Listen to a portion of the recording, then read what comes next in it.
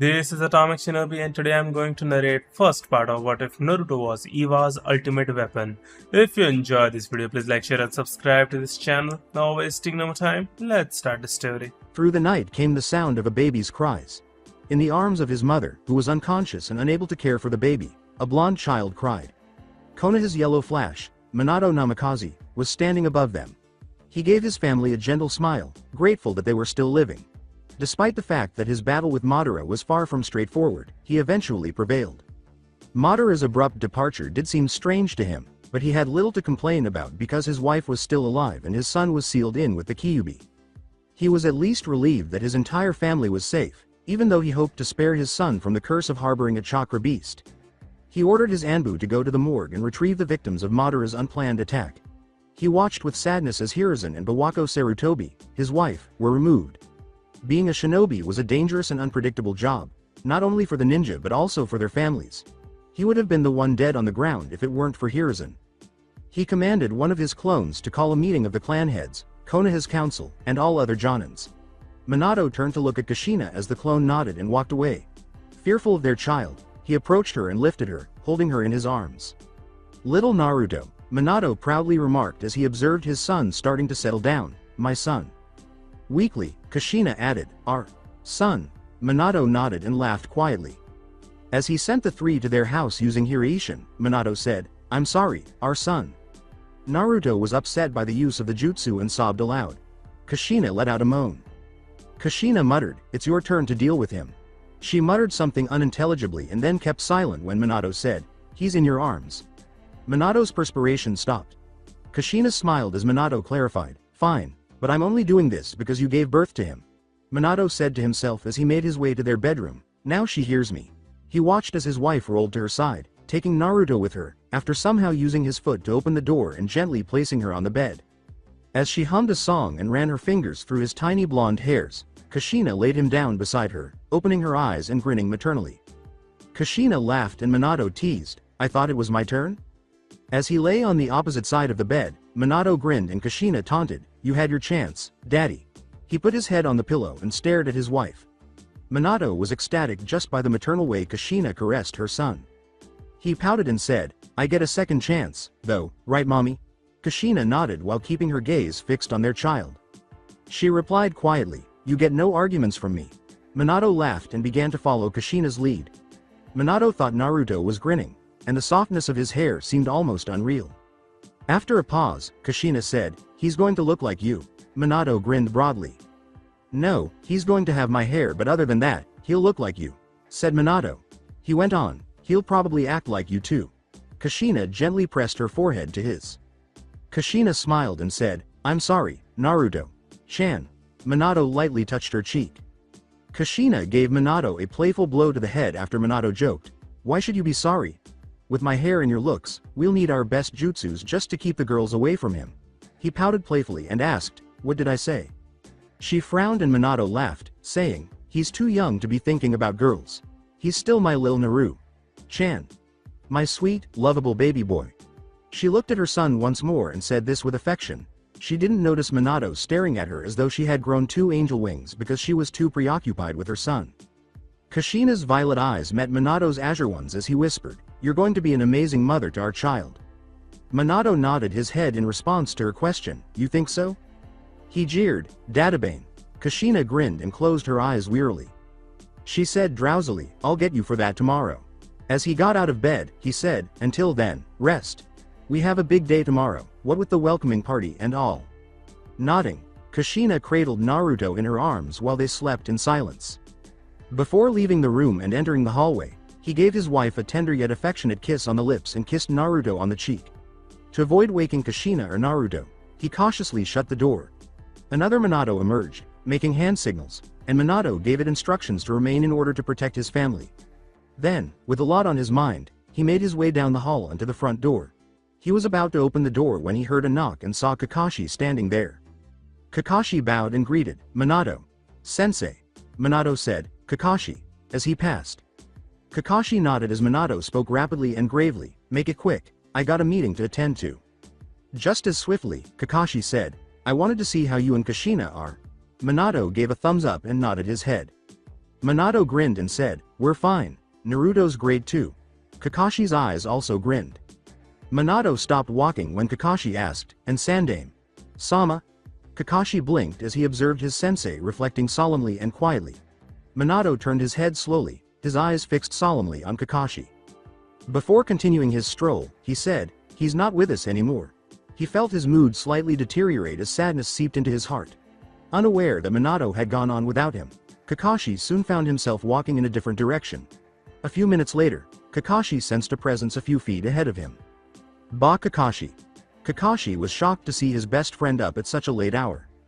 When Minato saw the Hokage tower, he shook off his melancholy and replaced it with a solemn, stoic expression. He proceeded through the hall and up the stairs before coming to a halt in front of the blue double doors. After inhaling deeply, he opened the door to reveal Kaharu Utatane and Homura Mitokado seated in a huge room behind their seats. They were seated next to a chair that separated them. On his way to his seat, Minato waved to the clan heads and Jonin who lived in the room. Homura asked, "What's going on, Minato?" But Minato ignored him, turning instead to face the Jonin and clan heads. The clan and Jonin heads nodded and said, "As you know, we were attacked by the Kyuubi, the nine-tailed fox. The battle was difficult, but in the end, it is no longer a threat to us." Minato shook his head when a random Jonin asked, "You managed to kill the demon?" They began to murmur to themselves when Minato told them, "Something like the Kyuubi is too much to handle, even for me. However, I managed to seal it in a human container so it would not roam free." Another Jonin said, "Why don't we kill the container?" There were a few murmurs of agreement before everyone was silenced by Minato's fist striking the table in front of him and the sensation of his intention to kill. That way, the Kyuubi dies with it. He yelled, "No," and scowled at everyone present. Killing the host will not kill the Kyuubi. It would take a few years for it to rejuvenate, but that's a temporary solution at best. Containing it inside a human being is our best course of action. He grumbled. The heads of clans and Jonin said nothing. On top of that, I won't allow anyone to kill my son. The room was filled with shocked looks and gasps. Heishi started, "So, what you're saying is," Minato nodded. He looked at everyone in the room and saw them all turn away. "That's right, my son is the Kyuubi's container. If anyone wants to kill my son, I suggest you go through me first." Shikaku, Choza, Inoichi, Sume, and Heishi, his friends, appeared to be on his side and did not harbor any animosity toward his son, Minato observed. Most of the Jonin, including Shibi, appeared to have no opinion on the matter. When Minato noticed a man with black hair approaching him, his eyes narrowed. The man's onyx eyes showed creases beneath them, and his hair was short and brown. He was dressed in a black shirt bearing the Konoha Military Police Force emblem, a black cloak with white diamonds on the bottom that ended just below his ankles, and the traditional ninja vest. His black eyes gazed at Minato's blue eyes with a challenge. The Kyuubi is a menace and a hazard to Konoha's safety. As leader of the Konoha Military Police Force, I propose we keep the child locked up and under constant supervision, Fugaku Uchiha stated. Minato glared at the second man who spoke, saying, "I second that." Danzo was an old war hawk who was constantly searching for possible future root members. Although Minato had not yet found the band group, he had a hunch that it was still active somewhere. "He is my son," Minato said, glaring at Fugaku and Danzo. "My wife and I defeated the Kyuubi together and helped seal it in my son. If he was a danger to the village, I would not be here." "As you said, he is your son, so how do we know you're not lying to us just to save your son's hide?" Danzo asked. A lot of people in the room relaxed as Minato said, "The Kyuubi was sealed within my son. The choice was heartbreaking, but I knew it had to be done. I sacrificed my son's future for the safety of this village because I am the Hokage. And I won't let anything obscure my duties. I give you my word, the Kyuubi will not be let loose in Konoha." Fukagu started to say, but was cut off. Minato yelled, "Silence!" and everyone fell silent. He looked around the room and saw no one attempting to argue, so he said, "The subject of my son and the Kyuubi is over. Not another word." Although he noticed some faces that appeared enraged by the news at the moment, Minato knew they wouldn't dare oppose him in any way. His voice grew harsh and solemn as he went on, "I've got more news." Some people recognized Minato right away when he said, "I know we've lost lives today, none of which can ever be replaced. However, today was the passing of an old comrade and a person who was like a grandfather to us all." Minato fought back a single tear as she said, "Hiruzen Sarutobi, the god of shinobi, the professor, passed away." Minato said, "Let us bow our head, not only to show respect for his passing but also of the others we've lost." Everyone followed suit. A few moments later, he looked up to see people staring at him. As he said, "This meeting is adjourned." Several shinobi began to depart. The Ino, Shika, Cho approached him with a smile. For the first time since the start of the meeting, Minato smiled when Shikaku said, "So your son is finally born, troublesome." Minato nodded as Inoichi remarked, "Don't listen to him. Having a child is a blessing." Choza remarked, "Babies are expensive and they sure love to eat." Shikaku laughed. The four began to laugh when Shikaku remarked, "No, Choza. Yours just loves to eat. My kid just sleeps all the time. My troublesome wife has to wake him up just to feed him. Brad is too lazy to even wake up for food." He then turned to face Inoichi, another longtime friend. As the other man kept laughing, the first man blinked and said, "Yours probably never stops crying, am I right, Inoichi?" Choza said, "That's right, you did end up having a girl." Inoichi turned away. The others began to relax after he said, "I have nothing to be ashamed of." As Inoichi put it, she will be Konoha's best kunoichi. The four men turned to see Heishi approaching them and said, "I beg to differ." He was observing each of them with a stoic expression. The five men fell into a deadly silence before Minato began to laugh once more. "My daughter will be born in 2 months from now. She will give your daughter more than a challenge." Heishi grinned as Shikaku, Choza, and Inoichi trailed behind. They nodded when Heishi said, "It appears that the next generation will be an interesting group." Before Minato yawned, they were still chatting among themselves. Minato gave Shikaku a mild glare as he taunted, "Damn, the yellow flash is tired." Before departing and going home, Minato said, "Hopefully there won't be another attack." He went inside, scattered his clone, whose memories indicated that no one had attempted to harm his family, and got into bed. Kushina smiled as he watched her open a magenta eye and then close it. Kushina nodded as Minato touched her cheek and said, "I'm home." Minato smiled broadly as she muttered drowsily, "I love you." Before turning to face his son, he said, "I love you too." Before dozing off, he added, "And you as well, Naruto." As Minato's heartbeat quickened and icy perspiration trickled down his face, his eyes snapped open. His dream seemed very real. The images of his dreams replayed in his mind, and his heart grew heavy. Fortunately, he was forgetting some of the more graphic details of the dreams, so he shook his head. From his window, he could see the still night sky as his cerulean eyes scanned the room. But his clock indicated that dawn was approaching. When he turned around, his wife was gone, but his son was still sleeping peacefully. He rubbed his eyes and held himself up. He left the room after getting out of bed. He noticed a light emanating from the kitchen down the hall. His nostrils were suddenly assaulted by a delicious and seductive scent. Unsurprised, he followed it and saw Kushina standing over the stove. While giving his wife a back hug, Minato asked, "Why am I not surprised?" With a smile, she placed her left hand over his head. "You hungry?" she inquired, and Minato inhaled deeply. As she gave herself and Minato some salt ramen, Kushina chuckled and said, "Now I am." Naruto broke down in tears as they sat down at the table to eat. Kushina put a hand on Minato's shoulder to stop him from getting up. When she left the kitchen, she said, "I'll get him. It's okay." While waiting for her to return, he gazed longingly at the ramen. Abruptly, the hairs on the back of his neck stood on end, and his senses became sharp. Kushina's spine, tingling cry, "Minato," shattered the stillness of the night. With his heart racing, Minato leapt from his chair and hurried to his bedroom, where he found Kushina staring frightfully across the room. His eyes widened as he slowly turned them to the opposite side of the room. A masked man was standing close to the open window, clutching a kunai in one hand and his sobbing newborn child in the other. As the masked man brought the kunai over Naruto and stabbed him with it, Minato felt as though time had stopped. His sobs came to a sudden halt, and the room fell silent. Kushina trembled with fear and surprise, and Minato's eyes began to well up with tears. Minato could see a smile on the man's lips despite the mask. After years of training, Minato's reflexes allowed him to quickly retrieve his three-pronged kunai from his kunai pouch and hurl it at the man responsible for his son's death. The man sidestepped the kunai by turning his head. His eyes grew wide as Minato vanished. Taking the man by the collar, Minato yelled, "Bastard!" and hurled him out the window. The man rolled and came to a stop, and there was the sound of glass breaking. Minato leapt out to pursue him and dispatched 4 additional kunai. He flung them around, encircling the man. The man noticed more of the three-pronged kunai as he looked around. When Minato employed the Hiraishin jutsu, the man was encircled by flashes of yellow light. Minato started chopping the man up from all sides and angles with a kunai. The man arose from the assaults and made his way to the ground when they eventually ceased. When the man's eyes finally opened, he saw Minato approaching him while holding a blue, spiraling ball of chakra in his right hand. Rasengan. Minato yelled as he struck the man's stomach with the Rasengan, drilling it into the ground and making the man make a crater beneath him.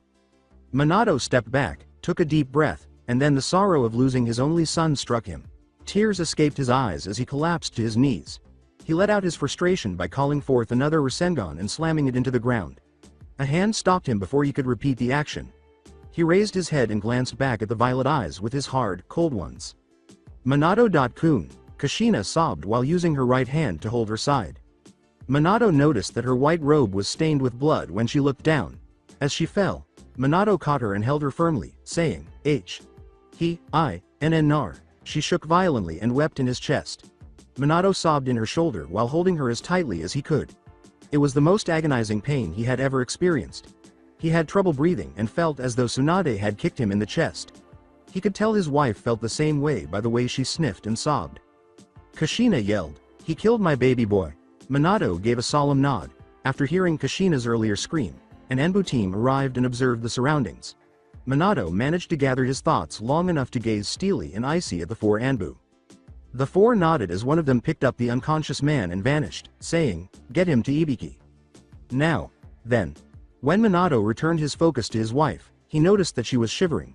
He carried her back inside the house after picking her up. Before she got up and left the room, he put her on the bed. She went to the living room and sat on the couch, and he followed her. She put her head on Minato's shoulder as he sat next to her. He noticed silent tears streaming down her cheeks as he looked down at her. He swiftly wiped away the tears that were silently streaming down his cheek.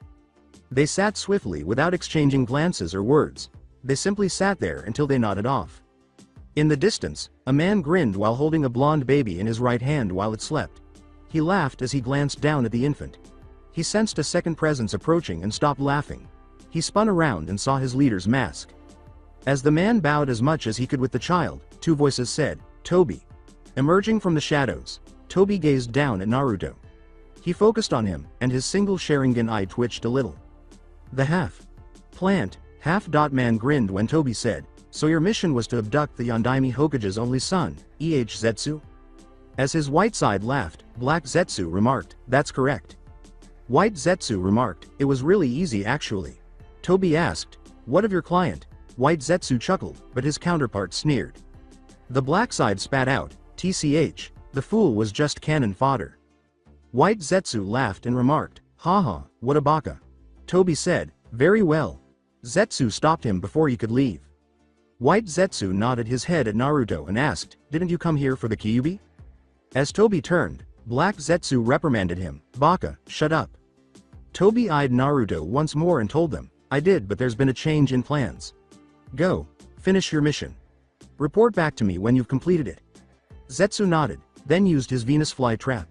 Like appendage to swallow Naruto and disappear into the earth. Before heading to Kirigakure using his space time technique, Toby started to walk. He would need to get started quickly if he wanted his plans to start. In addition, he needed to find more recruits. With a silent Naruto in his hands, Zetsu strode down the hall grinning. He was now dressed as the man Minato had murdered. He would take a dead man's pay in addition to his own if he just showed up, gave his boss the baby, and was done. It was nice being a con artist. He knocked as he appeared in front of double doors. After waiting for a few seconds, he never received a response. He knocked once more, but nobody picked up. When he pushed the doors open and saw a huge room with a desk and a chair facing the door on the other side, he scoffed. Zetsu approached the desk and set Naruto on the tabletop. Grabbing the chair, he used enough force to turn it so that it faced him. The man in the chair awoke from his slumber with a startled yelp and a gasp. He looked at the man before him and blinked. He had a mask covering the lower half of his face and was dressed in a black jumpsuit. As his weary green eyes gazed at him, his brown hair appeared disheveled. He put his black jumpsuit on top of his brown Iwagakure flak jacket. The man in front of him was glared at by the man seated in the chair. The man yelled, "What do you want, Haru?" Haru merely gazed at the individual. Among his facial features were a mustache with sharp corners and a triangular beard. He had thick, rectangular eyebrows and a large red nose. Although he had some white hair on the sides and back of his head, which was tied in a topknot with a yellow ribbon, the top of his head was completely bald. Onoki blinked and glanced down at his desk, where a small child was wrapped in a white, ragged blanket. "My apologies, Lord Tsuchikage, but I have brought your package." Onoki saw a word written on the blanket's side. The word, Naruto, was stitched on it as he turned his head slightly. Onoki said, "This is the Yondaime Hokage's son," and Haru gave a nod. Onoki looked at Naruto and said, "Yes sir." He then took out a suitcase. As he threw the suitcase at Haru, Onoki questioned, "Here, this is what you wanted, right?" In one motion, he caught it and opened it. After a moment of silence, he nodded his head after taking a look inside. Haru noticed Onoki shake his head when he said, "If you need anything else." "Very well. I shall go give the Akatsuki their pay." Haru simply left without saying anything more because Onoki appeared to be lost in his own world with Naruto. After leaving his office, Haru immediately sank into the floor and vanished. Finally, he began, grinning twistedly as he raised Naruto into the air. As he watched Naruto open his blue eyes, he remarked, "I have the means of repaying your father back for all the shit he's put me through." Old man Tsuchikage was so thrilled about his new weapon that he nearly forgot to share his plans with his advisors. He had messaged both advisors to come to his office at the crack of dawn. Dawn was just 10 minutes away, and the messages had been delivered 3 hours prior. As the seconds went by slowly, Onoki's anxiety increased. His ancient hands clenched and relaxed periodically as he tried to release the tension that had been building inside of him. Eventually, with a dull and monotonous protest, the doors to his office opened. Satoshi Kurorugi, the eldest of his advisors, entered first. His hair, which was pulled back into a ponytail that touched the tip of his teal kimono and reached down to the base of his neck, was longer than Onoki's. It appeared that he moved around with the aid of a strong metal cane. However, Onoki was aware of the reality. Age did nothing to diminish the geezer's deadly potential. He was still as dangerous as he had been in his youth. The bundle on his cage's desk caught Satoshi's attention before he could shut the door. The elder advisor silently shut the door behind him and gazed at Onoki without missing a beat. Angrily, "You must be joking," he said. Satoshi stopped Onoki from answering by raising his hand, which he kept up as he sat down in front of Onoki's desk. "Let us wait for Daichi first. I don't want to hear the same explanation twice." Before the door opened and the second and last advisor entered, the two sat in silence for a mere 2 minutes. The advisor's hair and salt dot and pepperbeard were the first things that were visible. As he attempted to remove the sleep from his tired eyes, half of the man's brown eyes were hidden by his eyelids. Daichi Suzuki was well known in Iwa because, at 40.6, he was the village's youngest advisor. Normally, advisors had an unwritten age limit, but this man was so wise for his age that Onoki thought he would be wasting his skills by simply sending him off to his likely death in missions. Satoshi said, "You're late, Gaki," without looking at the Gaki in question. Daichi simply rubbed his aching neck and sucked his teeth. The youngest person in the room replied wearily as he slammed the door behind him, "I made it before the sun came up, didn't I?" The cries of a baby were pierced into each man's ears as Onoki's eyes snapped open. When Daichi finally saw the bundle on top of Onoki's desk, he raised his left eyebrow in bewilderment and asked, "What the? A baby?" A nurse arrived in a flash after the Tsuchikage summoned someone to tend to Naruto. "I'll take him to the nursery now, Lord Tsuchikage," the nurse introduced herself. The nurse gulped but nodded in agreement as Onoki commanded, "Take him outside my office and make him stop crying. There's no need to travel so far." She tried to comfort the sobbing Naruto as she left the office, cooing. At last, there was silence, and Onoki gave Daichi a fierce look. Without providing a verbal defense, the youngest advisor simply raised his hands in defense. Satoshi started by saying, "So Onoki," in an attempt to divert attention from the meeting's goal, "the baby?" After assessing his advisor's response, he began, "Ah yes, I suppose you two would like to know why I had an infant in my office." He looked at him passively, and Satoshi stayed patient. But Daichi appeared to be slipping in and out of slumber. The semi-conscious advisor was awakened only by his cage's irate growl. "You see, gentlemen, I have devised a plan to get back at the bane of our existence, the fourth Hokage." With his eyes fixed on the window, the Tsuchikage got up and started to pace his office, "And that baby is our weapon." Incredulously, Daichi questioned, "What? A baby?" Although Satoshi had been considering the same thing, he held back from speaking. Onoki had piqued his curiosity. "What can that baby do that none of us can do now, aside from drowning him with his drool?" he quipped. Onoki's back was to them, so they couldn't see the smirk that had crept to his lips. But really, that baby couldn't hurt the yellow flash any more than a chunin. "The only way I could see this baby hurting the man was if..." Daichi trailed off as a memory suddenly came back to him. Satoshi gazed at his colleague inquisitively. Onoki said, "I see you finally understand," as he turned. Daichi gazed incredulously at Onoki. Daichi challenged, "Even you couldn't pull it off," but the elderly man merely chuckled at his incredulity. "I didn't, but I had some help from a certain mercenary group." Akatsuki, Daichi spat, as though the group's name itself were painful. Onoki's evil grin grew wider, but he remained silent. "I should have known those blonde locks were too much of a coincidence." That last statement helped Satoshi catch up, even though he had no idea what the two had been babbling on about. "But how? How did you know the Yellow Flash was having a child? How did you know when to strike?" Satoshi was in awe. Amused by the response from his advisors, Onoki shook his head. To confuse his advisors, Onoki replied, "The hows and the whens are irrelevant, my advisors. What you should be asking is the what. As in, what am I going to do with the bastard son of the fourth Hokage?" Daichi mockingly questioned, "So what is your plan, oh, great Tsuchikage?" He asked rhetorically, "Isn't it obvious?" But paused to give them time to consider it. "We demand the Yellow Flash to turn himself in, lest he want the death of his first and only child on his head." After a few moments of staring at the Tsuchikage, Daichi burst out laughing. He initially attempted to control his laughter, but it was too much for him to bear, and he had to exert all of his self-control to keep from falling to the ground. The Tsuchikage's rage was growing every second, and a vein bulged on top of his head. "What's so funny? Your plan?" Daichi replied, blotting away a few tears. Satoshi stood up and stopped the Tsuchikage before he could turn the laughing man to dust. The oldest advisor defended Daichi by stating, "What my colleague is trying to say is that there are better, less dangerous alternative plans that can be implemented." At last, the laughter subsided, and Daichi gave a nod of agreement. "Such as?" the irritated Tsuchikage inquired. Daichi said, "How about returning the brat before the yellow demon realizes that he's here and kills us all?" But Onoki dismissed that. "Not an option. Next, even though I don't usually agree with the Gaki, I suggest we heed his advice," Satoshi said, ignoring Daichi's scowl. Angry that his two advisors would reconsider retaliating against the Yellow Flash, Onoki questioned, "And why should we?" When Daichi explained, "If we tell the deadliest man in the world to give himself up for his own kid, there's no doubt in my mind that he would do just that," Onoki was still unable to see the issue and sighed in frustration. "You want to personally piss off the man who single-handedly wiped out an entire battalion in the last war in the blink of an eye? And you want him to come into our village on top of that? Obviously we won't just take him into our village, we make him give up all his weapon and..." Leaning his back against the chair, Daichi scowled at his obstinate, elderly Kage. The man is a killing machine without any weapons. Hell, he took on the Jinchuriki for the 8 Tails and the Raikage. At the same time, he left the fight without so much as a scratch or a sweat. Daichi said, "We could tie him up with chains, lock him in a cage and dump his body off the highest mountain in all the 5 lands, and I can guarantee that he'll escape and tear you a new asshole." Onoki laughed. "Anonymously returning his child to him is our best chance of reducing the casualties on our behalf," Satoshi said.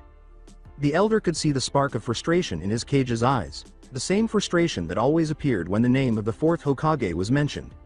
Then, as if it had never existed, the frustration vanished. Rather, his eyes gleamed with resolve and mischievous intent. "So it's either return the child and keep the casualties at a minimum, or risk the safety of the village by threatening the Yellow Flash. There's an approximate 5% chance of your plan succeeding," Daichi said. With his back to the rising sun, Onoki remained silent. He simply gazed off into space until he noticed a group of people entering his tower. He turned to face his two advisors, a sly smirk stretching his wrinkled face. The Kage muttered, "Then he will become one of us," and made his way to the door. Satoshi and Daichi followed after him, blinking at his retrenchment. Daichi snarled angrily, "Damn it, old man, what do you have planned?" At last, he caught up to Satoshi and the Tsuchikage. He nodded his head to the nurse who was following Onoki and walked in step with his colleague. They simply followed their Kage and said nothing. They came to a halt in front of the conference room at last. As Onoki burst through the doors, he saw all of his Jonins conversing with each other, until he stepped into the room. They all bowed to their Kage at that point, ending any side chats. They all said, "Good morning, Lord Tsuchikage," simultaneously. Daichi, Satoshi, and the nurse with a sleeping Naruto were positioned on either side of Onoki as he moved to take his place on the desk. At Onoki's introduction, Daichi sucked his teeth and said, "I know most, if not all, of you are wondering why I would call a meeting so early in the morning." When the speaker said, "You see, your great leader has finally found the means of getting retribution from the accursed Yellow Flash," The entire room began to react in a mixture of amazement and disbelief.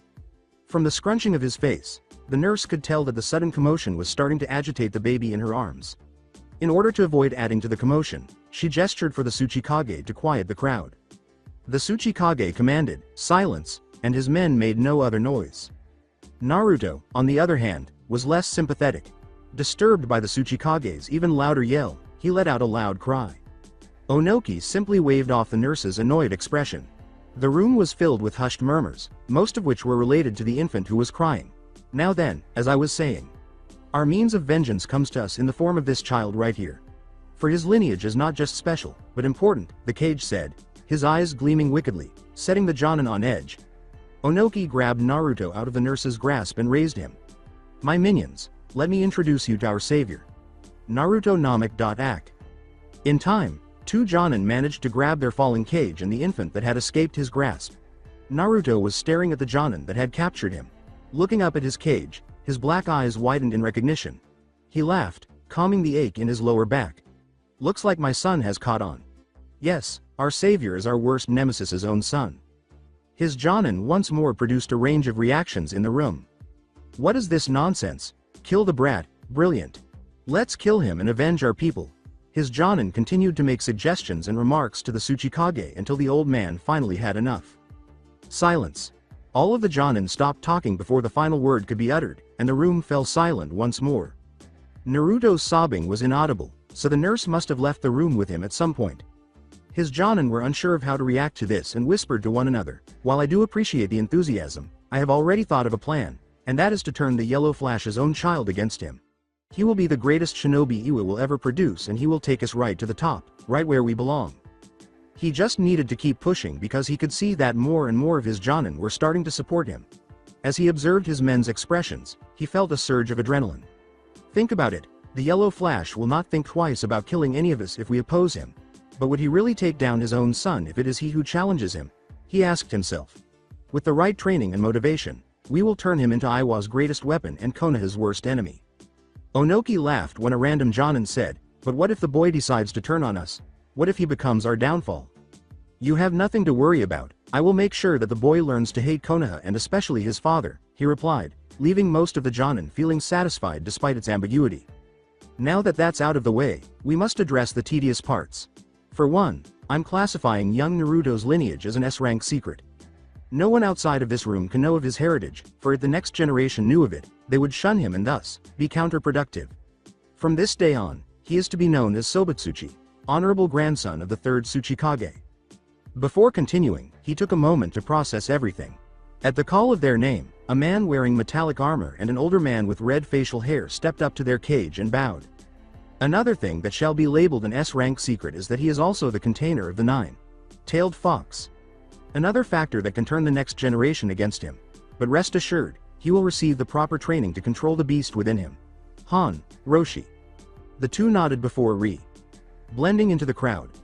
"You two will be responsible for his Jinchuriki training. I want you two coming up with a training schedule for him immediately after this meeting," the two said.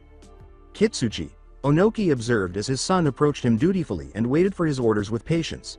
"You will be responsible for his general training, such as taijutsu, physical training, and the basic 3 ninjutsu."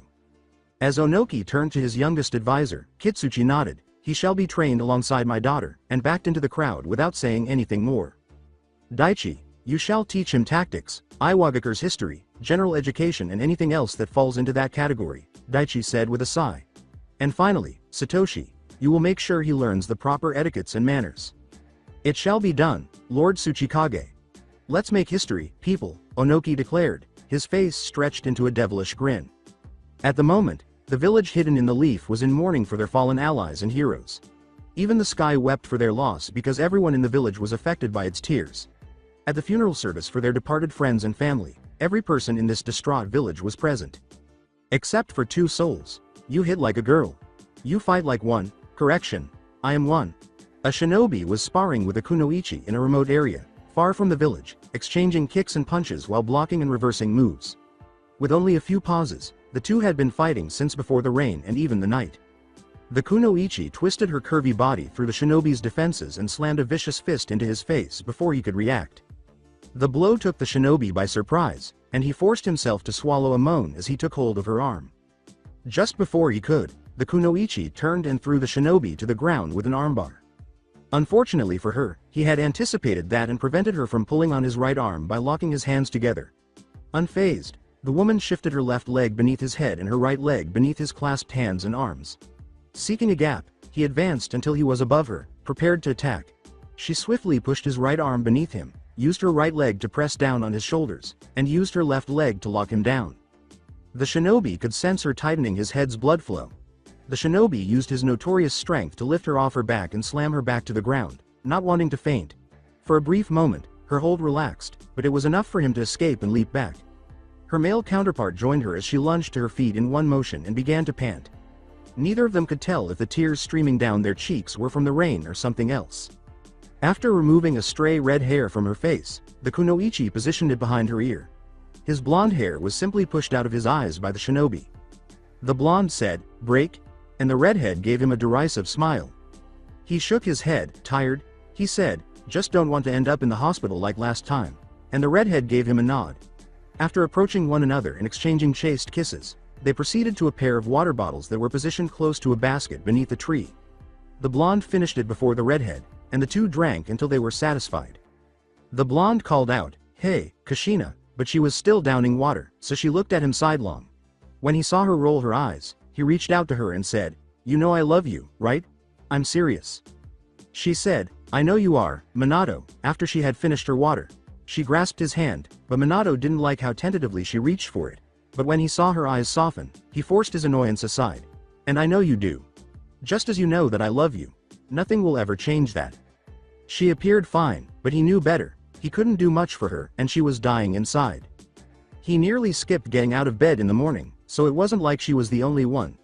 He felt 1,000 times heavier, as if the anguish and sorrow in his heart had materialized into physical weight. And various questions about the same subject tormented his mind. He simply couldn't understand why someone would deliberately kill someone, particularly a child. Having his only son taken away from him so quickly seemed unfair and cruel. Kushina felt Minato's temper flare and scowled at the expression in her eyes. Again. She cried angrily, pushing her husband out of his reverie and tossing the empty bottle aside. Her response made his heart sink to the pit of his stomach. He wasn't angry with her, though, and he didn't even hold her accountable for her response. He chose not to say, "Come on, we're wasting time." He only wished that she could grieve by cuddling in their bed, which would be less harmful to her body. She teasingly asked, "You call that a punch?" before slamming her right fist into Minato's stomach, causing him to bow. She flew back into a distant bush as he clenched his teeth and sent a good deal of chakra from his right palm to her torso. Before pursuing her, he gave his stomach a gentle rub. Or perhaps prepare bowls and bowls of her delectable ramen. If only. The majority of people in the hidden stone village kept to themselves. Because the surrounding mountains kept them isolated from the outside world, they enjoyed the peace and quiet that came with their village. The game board in front of him was the object of Sobutsuchi's intense gaze, and this day was no exception. Daichi gazed at the blonde, observing his behavior and nonverbal cues. When the blonde thought, he would always cross his arms and close his eyes. The boy could have been a real shinobi, Daichi had to admit. He had witnessed his physical training, taijutsu, ninjutsu, and Biju control sessions. He possessed a tactical mind that could rival that of a seasoned jonin, as well as the stamina and chakra to sustain the entire village for a day. He didn't really know how to use it correctly, though, because he was still a child. Daichi entered the picture. Sobutsuchi exclaimed, "Datbeo, Ote," with such enthusiasm that Daichi sighed. With an angry growl, Sobutsuchi said, "That's an illegal move, Baka. You lose." Again, and proceeded to turn the board game over. Though he wanted to smirk on the inside, Daichi kept all emotions out of his face and said, "How about this? You take the next game seriously and I'll treat you to 3 bowls of ramen." The blonde brat had found solace in some noodles in broth sometime after he was old enough to talk and eat. He practically worshipped the food more than comfort. Daichi was aware of this, so he was taken aback when Sobutsuchi briefly smiled with anticipation before putting on a contemplative look. Sobutsuchi retorted, 5 bowls, and Daichi arched an eyebrow. Sobutsuchi smiled, his eyes narrowing as he started to laugh. "Take it or leave it, old-timer." A challenging smirk adorned the old-timer's features, but a tick mark appeared over it. Sobutsuchi went pale, but his eyes glowed with a determination that grew stronger. "Fine, but only if you beat me. If I win, You have to play the next 5 games seriously without complaint, he said. Without saying anything more, the two assembled their pieces and resumed the game. Deal, they said. Sobutsuchi surprised the elder by quickly cornering Daichi's king. But that didn't stop him from offering his queen as a sacrifice to save his king. After giving him a fierce look, Sobutsuchi returned to his thoughts and devised a new plan. The boy was simply full of surprises. Instead of sitting in the lotus position with his hands on his knees, he shifted them, and his two cerulean eyes stared defiantly and determinedly. Daichi was taken aback by the piercing expression in his eyes rather than his posture. Nevertheless, despite his best efforts, Sobutsuchi was defeated by Daichi. The 7-year-old was just too good to defeat the man. He had given the brat a great game, but he had to give it to him. Again, TT Ibeo. Sobutsuchi started to reset his pieces and yelled angrily. Daichi simply blinked, then grinned and put his pieces back in place. This day would be fascinating. All of the stone buildings in the village were connected by bridges, which Sobutsuchi ran down. If one lacked the skills to jump from building to building, as Shinobi did, it was the only way to get from one place to another. He could have done so with ease, but the blonde didn't even think about it because he was too preoccupied with how much trouble he was in. Sobutsuchi, the name was said in a monotone that was almost whispery. But he was heard, and the blonde froze in terror. An imposing figure jumped down out of nowhere and shook the bridge he was standing on. I specifically remember telling you to show up at Training Ground Alpha almost 30 minutes ago, he said immediately. Sobutsuchi rubbed the back of his head, turned his head slowly, and laughed sheepishly. One of the most formidable men Sobutsuchi had ever had the misfortune to call his sensei was standing behind him. Wearing a black gi and red metallic plates from head to toe. He looked at the child who was cowering in front of him with a stern look in his light brown eyes. Am I incorrect to assume that you were late? Sobutsuchi hung his head in embarrassment as he faced the man. No, Han, sensei. I see. Very well then, Han said, turning to leave. He halted and turned his face so Sobutsuchi could see his profile. We will begin training at 6 o'clock, he said. He felt shivers down his spine as his single eye gazed at the young boy critically. You won't be late, was an order rather than a question. Nodding, Sobutsuchi bowed. He got to his feet when he realized his sensei was gone, but he blinked and fell back. With her arms behind her back and a dazzling smile on her smooth face, a girl stood grinning at him. She had styled her red hair into a single, tidy braid that ran down her back and ended at her mid-thigh. She was dressed in black pants and a red kimono that ended at her knees, with the left sleeve purposefully missing. Don't do that! Sobutsuchi screamed, blushing, embarrassed at being taken by surprise. The blonde's pitiful attempt to appear intimidating was the only thing that made the redhead laugh. At last, he began to laugh because he was unable to maintain his serious expression. With no particular destination in mind, the two started walking after the laughter subsided. Sobutsuchi bit his bottom lip when the redhead asked, "So what do you want to do?" He responded, "I don't know Hinoka, but I can't be late to Han Sensei's training session. He gets a bit sensitive and angry when I do." To which Hinoka laughed. Sobutsuchi gave his cousin a kind smile before looking straight ahead. Sobutsuchi had been informed by the elderly man that he was of Uzumaki ancestry and that they had even located a relative. Sobutsuchi was glad to have family close by, but he didn't specify where they found her. Hinoka casually remarked, "Let's go get something to eat, it's around lunchtime anyway," before pointing a finger at her cousin and glaring at him. She told him, "But no ramen, if I keep eating it, I'm going to get sick of it," which disappointed him. He nodded in agreement and sighed. He had already eaten ramen because of Daichi, so he didn't really need it now. She led him to a seemingly random restaurant, and he followed. Since it wasn't ramen, it would only taste inferior, so he didn't really care. The day went by rather swiftly, with Sobutsuchi and Hinoka splitting up to accomplish their daily goals. Just train most of the time. Hinoka had explained to Sobutsuchi that she was only trying to improve her fuinjutsu and broaden her skill set. In order to avoid being late again, Sobutsuchi made the decision to arrive at the training grounds early. Since Han had no social life, he wasn't shocked to see him there, and Sobutsuchi couldn't help but feel sorry for the Jinchuriki. It always saddened him that his own people viewed him as a monster simply because he had one in his stomach, and some adults would look at the blonde with some hostility. Given that he had to deal with the majority of the adult shinobi who scowled at him, he could only speculate as to how Han was treated. "I see you're here early. Good," Han remarked while remaining seated. Beside him, Sobutsuchi took a seat in the lotus position. With a sigh, he cleared his thoughts and slowed his breathing. Even though he knew it helped him control himself, he disliked sitting still for extended periods of time. He was constantly forced to meditate by Han so that he would be able to access the Kyuubi's chakra with ease and without being overcome by the negative emotions of the Kyuubi. Having witnessed Han's use of his Biju's chakra, Sobutsuchi was certain that this would work if he said it would. All he wanted was for it to be quicker. As he trained his body to ignore the physical world, Sobutsuchi was able to hear faint movements next to him but chose to ignore them. But he could never get rid of the freezing, cold feeling of cold water being poured over his head, no matter how much time he spent practicing self-control.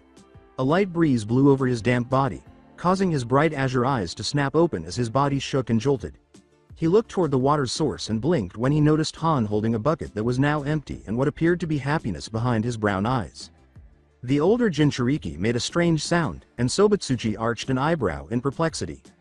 The man started, not exactly the response I was hoping for, then set the bucket down and folded his arms across his chest. However, your physical and mental reactions are satisfactory. Kitsuchi must be doing something right, he said. Sobutsuchi stared at Han for a moment longer, and then he gasped silently. That was happiness. He laughed at what had just transpired. Though unable to speak, Sobutsuchi's eyes narrowed. Enough meditation, I think it's safe to say you're ready to begin training with the Kyuubi's chakra. In an instant, Sobutsuchi's negative feelings and thoughts about Han vanished, and he started to feel excited. He was able to control his excitement, though, and bow modestly. This made Han very happy, and he nodded to himself before turning around and moving 10 paces away from Sobutsuchi. The blonde had straightened himself as he left, so he sat down in the lotus position and looked into his eyes. The blonde also took a seat and awaited his sensei's orders.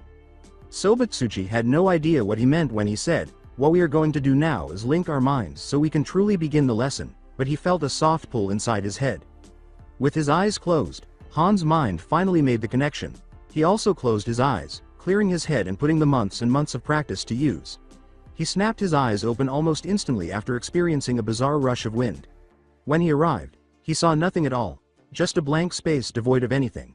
A feeling of dread filled Sobutsuchi, and his eyes widened. He heard Han say, "Behind you," and turned to be startled to see said Jinchuriki perched atop his Biju, the gobi. The dolphin, horse Biju simply gazed down at the young blonde, but Sobutsuchi was unable to detect any animosity or malice from the magnificent creature.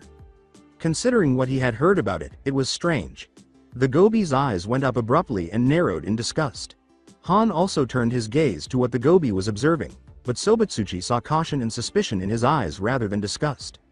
The blonde turned slowly, his thoughts racing about what the two might be seeing. He heard the distinct sounds of chains rattling before he could fully turn.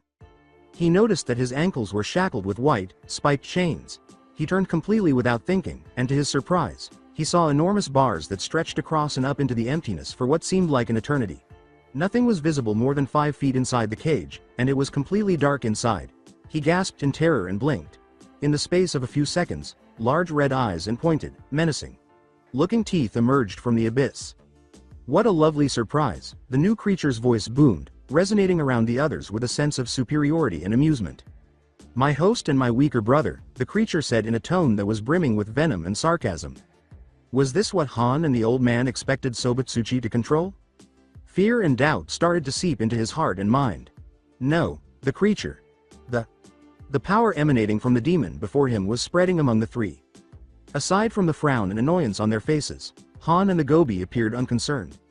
Sobutsuchi, however, was trembling like a leaf in the wind and was perspiring profusely. As he looked into his prisoner's eyes, he realized that this was a fraction of the beast's actual strength. No, the beast was simply showing off his strength in a lazy manner.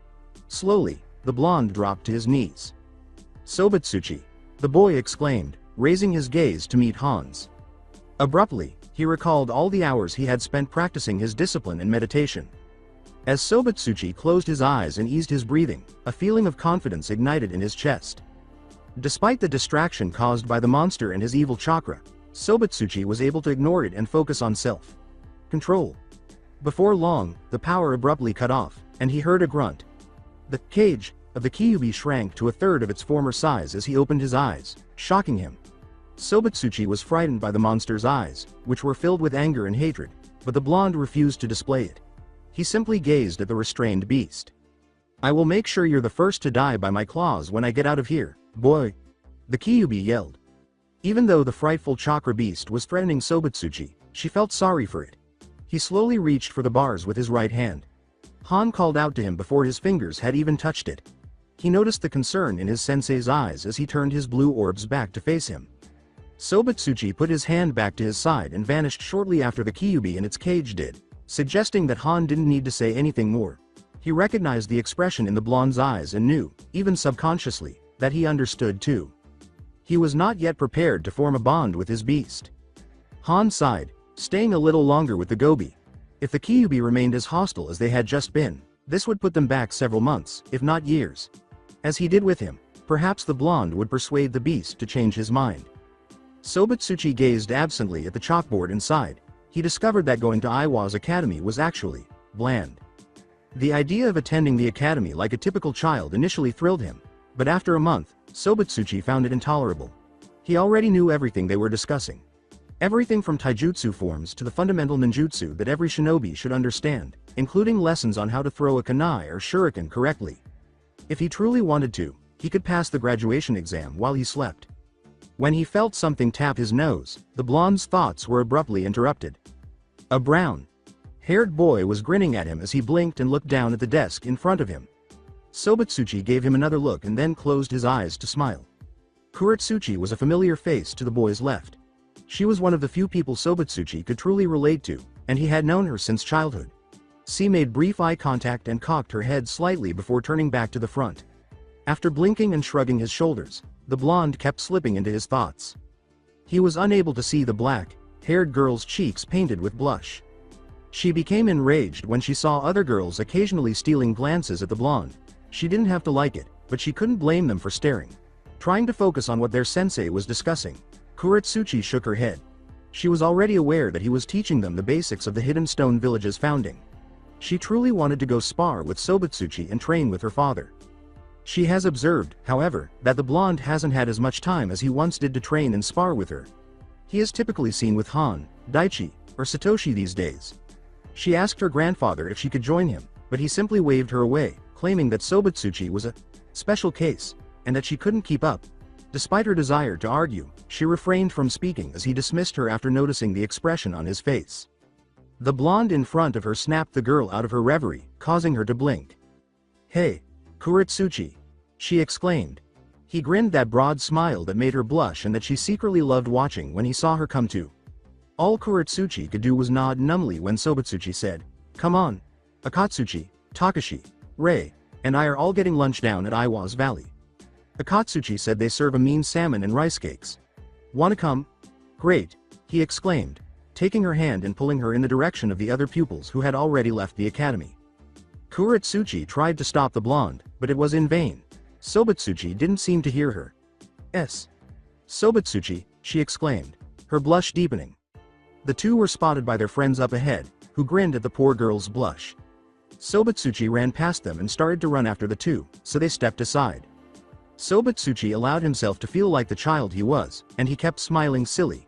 He had not felt his age in a long time, and if he were being honest with himself, it was a welcome change. He seemed to have lost all of the pressure the old man had placed on him and was now a typical boy with a typical life and playmates. Takashi, a brown-haired boy roughly Sobatsuchi's size, asked, "What about Hinoka?"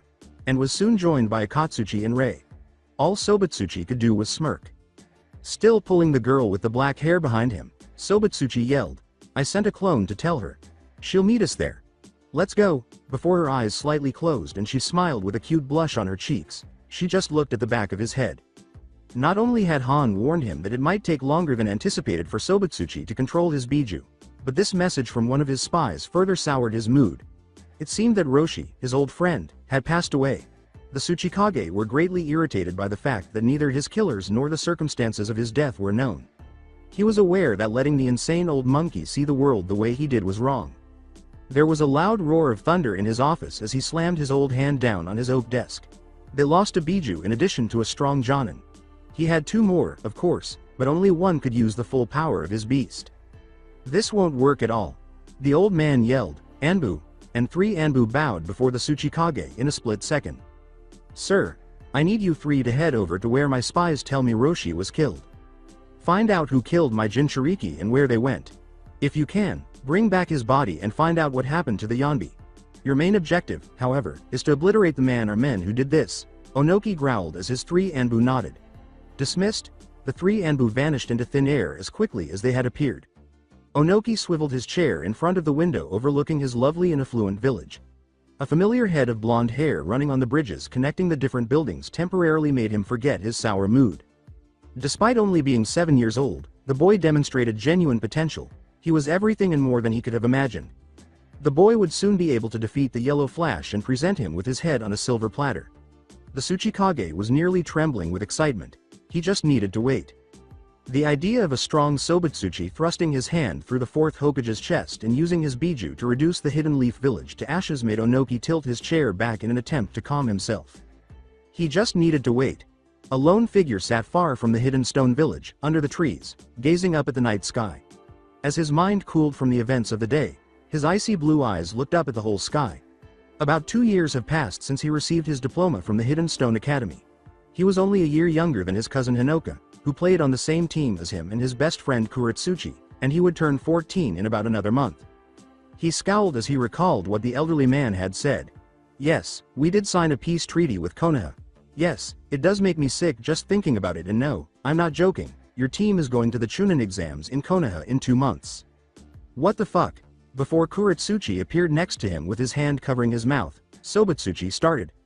The 3rd Tsuchikage merely gave them an eyebrow before going on. Hey, do you trust me, brat? Sobutsuchi blinked at him. He stared into the elder man's eyes. The look in his eyes, his tone and seriousness threw Sobutsuchi off. It's like he was genuinely interested and not sarcastically asking like he usually did. Taking the younger's silence for a positive answer, he spoke. Believe me when I saw that everything I'm doing has an explanation. There is a reason you are traveling to Konoha for the Chunin exams, and I will explain it to you when the time is appropriate. As he continued his thoughts, he felt the back of his right shoulder begin to itch, but he ignored it. It would go away in a few moments as it always did. Stupid old man.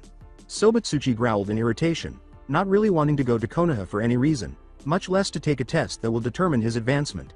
He couldn't identify what about Konoha made him uncharacteristically and unnaturally mad, but he couldn't keep a smile on his face when the word Konoha was mentioned. Hey, a fresh, worried voice said, luring Sobutsuchi out of his reverie. A faint smile flashed across his face, but he made no move to respond. I knew you'd be out here, he said. You ought to.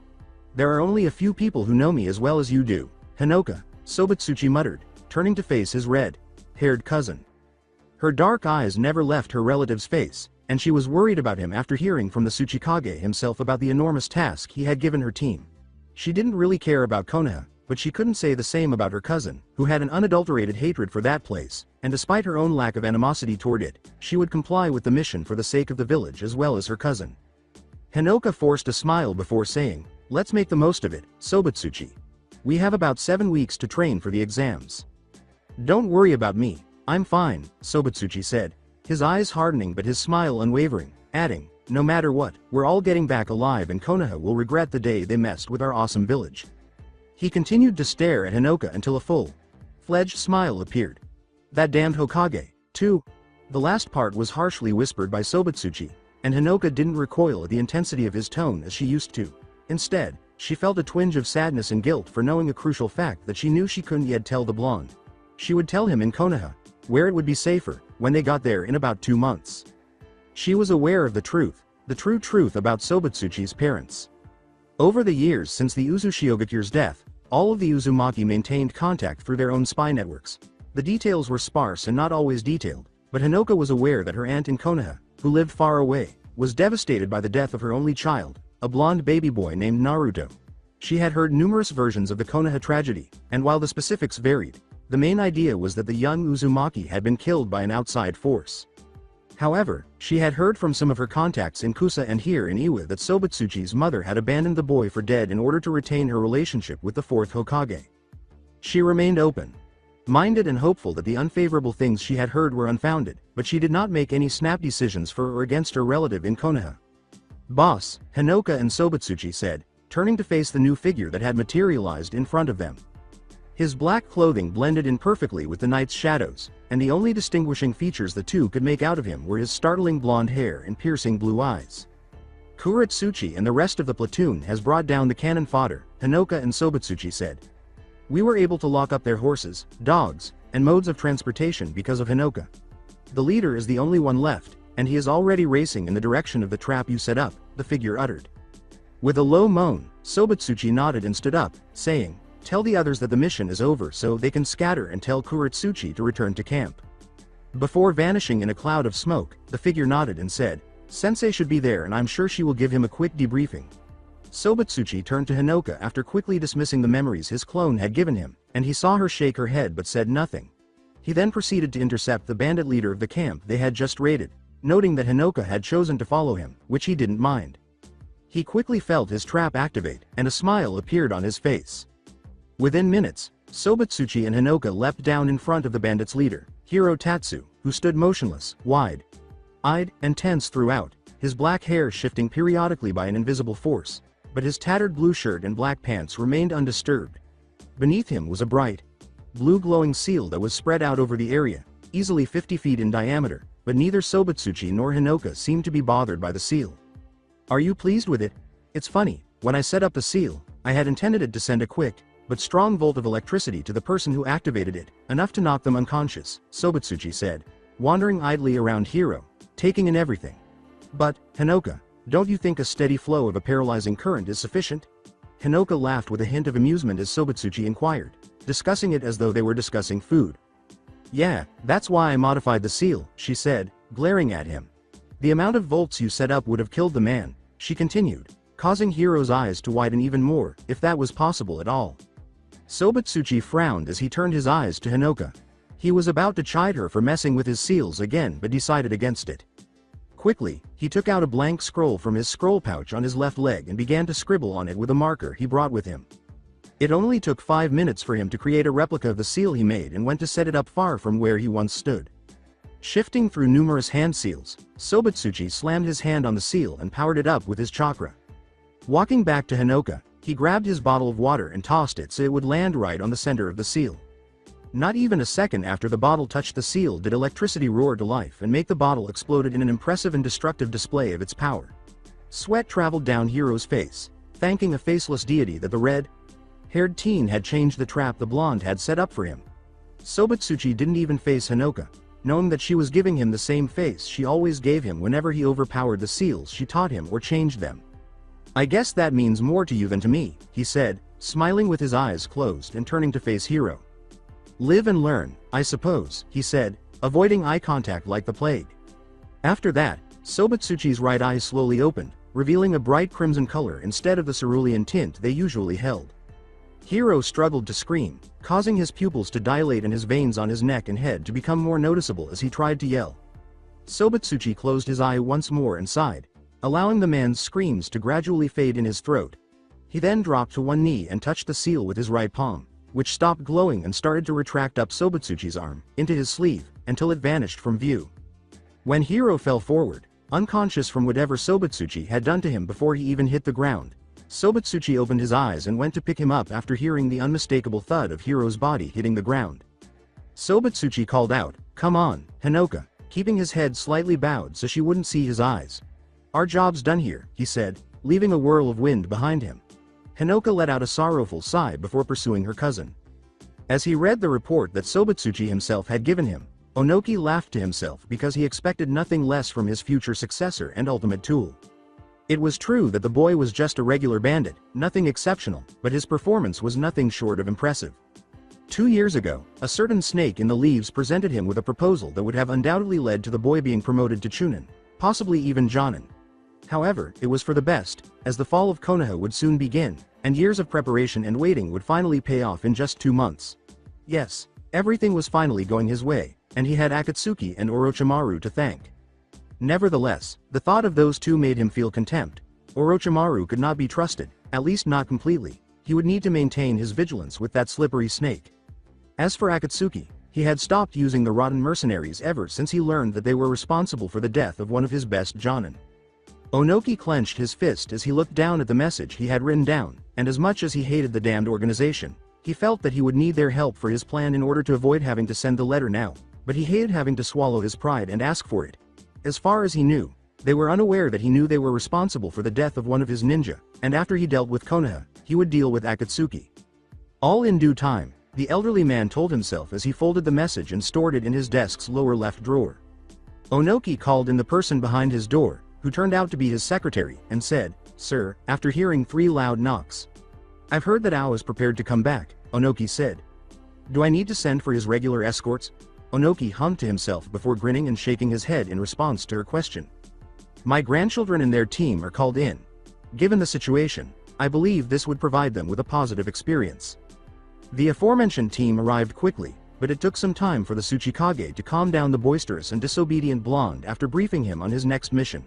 "Very well, Lord Tsuchikage," his secretary said, leaving the room without saying anything more and shutting the door. "No way." Before he could chastise the old man for even considering assigning them the mission, Sobutsuchi glared at the earth shadow and turned to face his sensei, whose own pale blue eyes soothed the storm inside his blonde pupil. Sobutsuchi's sensei started to say, "Old man, as much as I'd like to take such a boring mission, why should we take this mission?" But Onoki interrupted him. "Deidara, a large number of your Jonin co-workers follow my instructions without questioning my intentions. They wouldn't hesitate if I sent them to their deaths. People who disagree with me are typically fired from their positions, and lives. Why shouldn't the same be true for you, please?" In an attempt to coerce the disobedient Jonin into complying, the Tsuchikage asked, but Deidara's casual response was to use his right pinky to clean his ears. Deidara pointed a finger at Onoki and grinned slyly, saying, "Listen, even though we enjoy the intimidation tactics, I have other things to do, so how's this? We complete this straightforward B-rank task, but we receive a rank compensation." Onoki's forehead appeared to have a vein that was about to burst. "Deidara, why would I do that?" He gritted his teeth and asked, trying to talk himself out of turning the blonde in front of him into dust. "Because you are aware that this team is superior to that. A straightforward archaeological and cooperative trip to a temple close to the Takagore, land of fire border, and a Konoha team on top of that? It could be done by any half-wit Chunin team. No, this is beneath our abilities, and as such, we ought to be paid for wasting so much time and money." By the time he finished speaking, Onoki was on the edge of his seat, his eyes burning with anger at the blonde Jonin's rudeness and lack of respect. "We accept, Gramps," Sobutsuchi said, stepping in front of his team and laughing sheepishly at the expression on the old man's face. He said diplomatically, "We'll depart first thing tomorrow morning." Deidara seemed to be about to say something, but he was outwitted. The whole team gave the Tsuchikage a strange look and said, "Tonight, you will leave tonight." "What?" With a defeated sigh, Deidara departed, his team trailing closely behind. Onoki watched them go, his anger gradually fading before his previous giddiness returned. Deidara growled out, but the glare he received left no room for debate. "I'm almost ready for my retribution." Onoki thought to himself, now we'll see how this confrontation between Iwa and Konoha goes. As he spun a kunai on his right index finger and let it fly straight over him, Sobutsuchi muttered a complaint under his breath, then stopped and turned around, catching the kunai that gravity had brought back down. Hinoka watched her cousin repeatedly perform the same action for the past 30 minutes. The two always had an extra pack ready to go for such an occasion, so now all they could do was wait patiently for their sensei and third teammate, one more than the other. Hinoka couldn't help but feel sorry for her younger cousin, who wasn't always so angry. In fact, he usually wasn't, but ever since the old man had a private meeting with him before he graduated, Sobutsuchi had become less patient and more prone to anger. Sure, he continued to smile and laugh with his friends, but when he thought no one was looking, he would remove his mask of happiness and display one of two expressions: pure rage and sadness and sorrow. He was determined to deal with whatever was bothering him on his own, and whenever she tried to get him to talk, he would smile and act as though nothing was wrong. She knew that was not the case, but she didn't want to press too hard because he would push back 10 times harder whether or not they were related. She said, "Calm down, Sobutsuchi, before you hurt yourself," causing the blonde to pause for a moment before he sighed and lowered himself into the lotus position. His eyes were closed, and his breathing slowed to the point where Hinoka had to question whether he was breathing at all, but she had to admit that she preferred this to what he was doing earlier. She didn't have to think too hard about what he was doing because he would return to the waking world in 5 minutes, which is when the rest of Team Elite would arrive, based on her watch. As if on cue, the moment Sobutsuchi opened his eyes, Deidara and Kuretsuchi materialized in front of the two Uzumaki. "Well, it appears that someone is unhappy, don't you think?" Sobutsuchi spat to the side and glared at his sensei fiercely as Deidara asked, Now, Sobutsuchi, is that any way to respond to your sensei?" Deidara dodged the attack and gave Sobutsuchi a glare of his own, but Sobutsuchi now appeared pleased with himself, exhaling through his nose and letting smoke escape as well. His response came in the form of a small fireball racing towards his face. Normally, Deidara would let Sobatsuchi take the lead and say, "Let's go. I want to get this stupid mission over with as fast as we can," and, aside from the fact that the child was born to lead, it allowed Deidara to do nothing but receive recognition for being the fantastic sensei for such a talented and remarkable team. 2 days later, a boy with wild brown hair lay in the land of fire, staring agitatedly at the ground, while his ninja dog sat next to him, equally as bored and agitated as his master. "Kurenai. Sensei. When the hell are these stone punks coming?" the boy exclaimed, his patience finally giving way to boredom. He asked as he collapsed onto his back and gazed up at the sky. He gulped when he saw the glare that a stunningly beautiful black-haired woman with piercing red eyes was giving him. "It is to be expected that we will arrive at the rendezvous point ahead of them because, for the 10th time, Kiba, it is closer to Konoha than it is to Iwa." The brown-haired boy, Kiba, moaned as he snatched a nearby stick and tossed it carelessly for his dog, Akamaru, to retrieve. "According to what the Tsuchikage told us, they should be arriving 12 hours later than us," she informed him with a surprising amount of patience. "Kiba." A feminine voice screeched, causing said boy to freeze and tense in fear. As he expected, a harsh fist drilled the top of his head not a second later. His arms shot up to his new bump and he turned to glare at the culprit.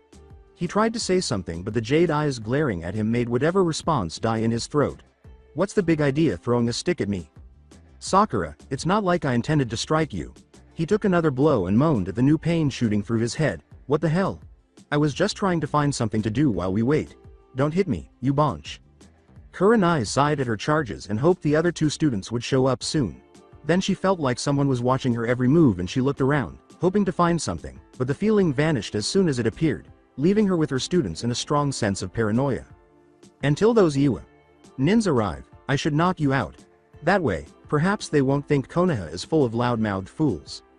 The three turned to the newcomer when a voice said, "No, it's filled with loud-mouthed idiot men and very beautiful women." In front of them was a black-haired teen with crimson eyes that were mischievous and energetic, as well as a smile that made Sakura gasp. His tan skin felt soft to the touch, and the muscles she could see gave Sakura the impression that the teen was physically strong. Her cheeks quickly turned a nice shade of pink, which blended in quite nicely with her bubblegum hair. His black, sleeveless muscle shirt and black cargo shorts with orange stripes on the side suggested that he at least knew how to dress. Sakura's blush darkened as the newcomer, who had come first, quickly grabbed her right hand and lowered his head, his lips just an inch from the back of her hand, his ruby eyes penetrating through her jade eyes. "And just who might you two angels be?" A second red-eyed teen appeared next to Kurenai and did the same to her as he finished his question and gently pressed his lips against her hand. "Twins?" Kurenai responded by blinking, saying that no man had ever had the courage to do that to her. Sakura's free hand raised and covered her mouth, but she was too embarrassed to think of anything to say. Kurenai chose to respond differently, pulling her hand away from him and staring at the double ganger as objectively as she could. "This is 4/9 of Konoha's team. Now, we have," Kurenai started, but the two impersonators cut him off. The black-haired double nearest Kurenai pointed at Kiba with a noticeable lack of interest. "Sakura Haruno, top kunoichi of her class and latest apprentice to the lovely and deadly Tsunade of the Sanin," the teen nearest Sakura said, giving her hand another peck. Sakura managed to keep her dignity as a kunoichi by not squealing at the two kisses, and the cute teen knew who she was but failed not to drool over him. With his left hand clutching his right elbow and his right hand resting on his chin, the double trailed off and assumed a contemplative stance. "That mud over there is Kiba Inazuka, current heir to the Inazuka clan and partner to." Kiba growled as he stood to report the newcomers, but his twin interrupted him. His other responded, "Akamaru," which caused the second to smile and snap. "Right, and this beauty over here," the two teenagers said with a sly grin as they moved to Kurenai, who blinked in confusion at the coincidence. "As Kurenai Yuhi, Genjutsu mistress of Konoha. I must say, Miss Yuhi, your eyes are just the perfect shade of red." Kurenai's face was inches from the second double ganger, who said, "Yes, it's almost as if I'm staring directly into two perfectly formed, gorgeous rubies. Would it be too personal if I asked if there's a Mr. Yuhi?" She immediately stepped back, and the twin was pulled back by the back of his collar before he could follow. "Slow down, fool. You do not wish to frighten the Konoha ninjas away, do you?" At the conclusion of his question, the first glared while his double averted his eyes in a pretended act of innocence. Every pair of eyes widened at the revelation, with Kurenai taking it particularly hard. They burst into puffs of smoke before Sakura could cry out for the two adorable twins, but before anyone could react. Though no one would have if they could have, the shock and amusement of the two had held everyone right where they were. Two kunai came flying past, hitting both of the twins behind the neck. This brought everyone back to reality, and each of them took out a kunai. No way. They couldn't have been clones. It's ludicrous, she said, but before she could finish, 4 more figures leapt down from the trees above them. The one who appeared in front of the group matched the description of the previous clones exactly, save for the frown that marred his features. The newcomer standing to the left was a red-haired girl who might have been related to the first, as she had the same mischievous smile on her face.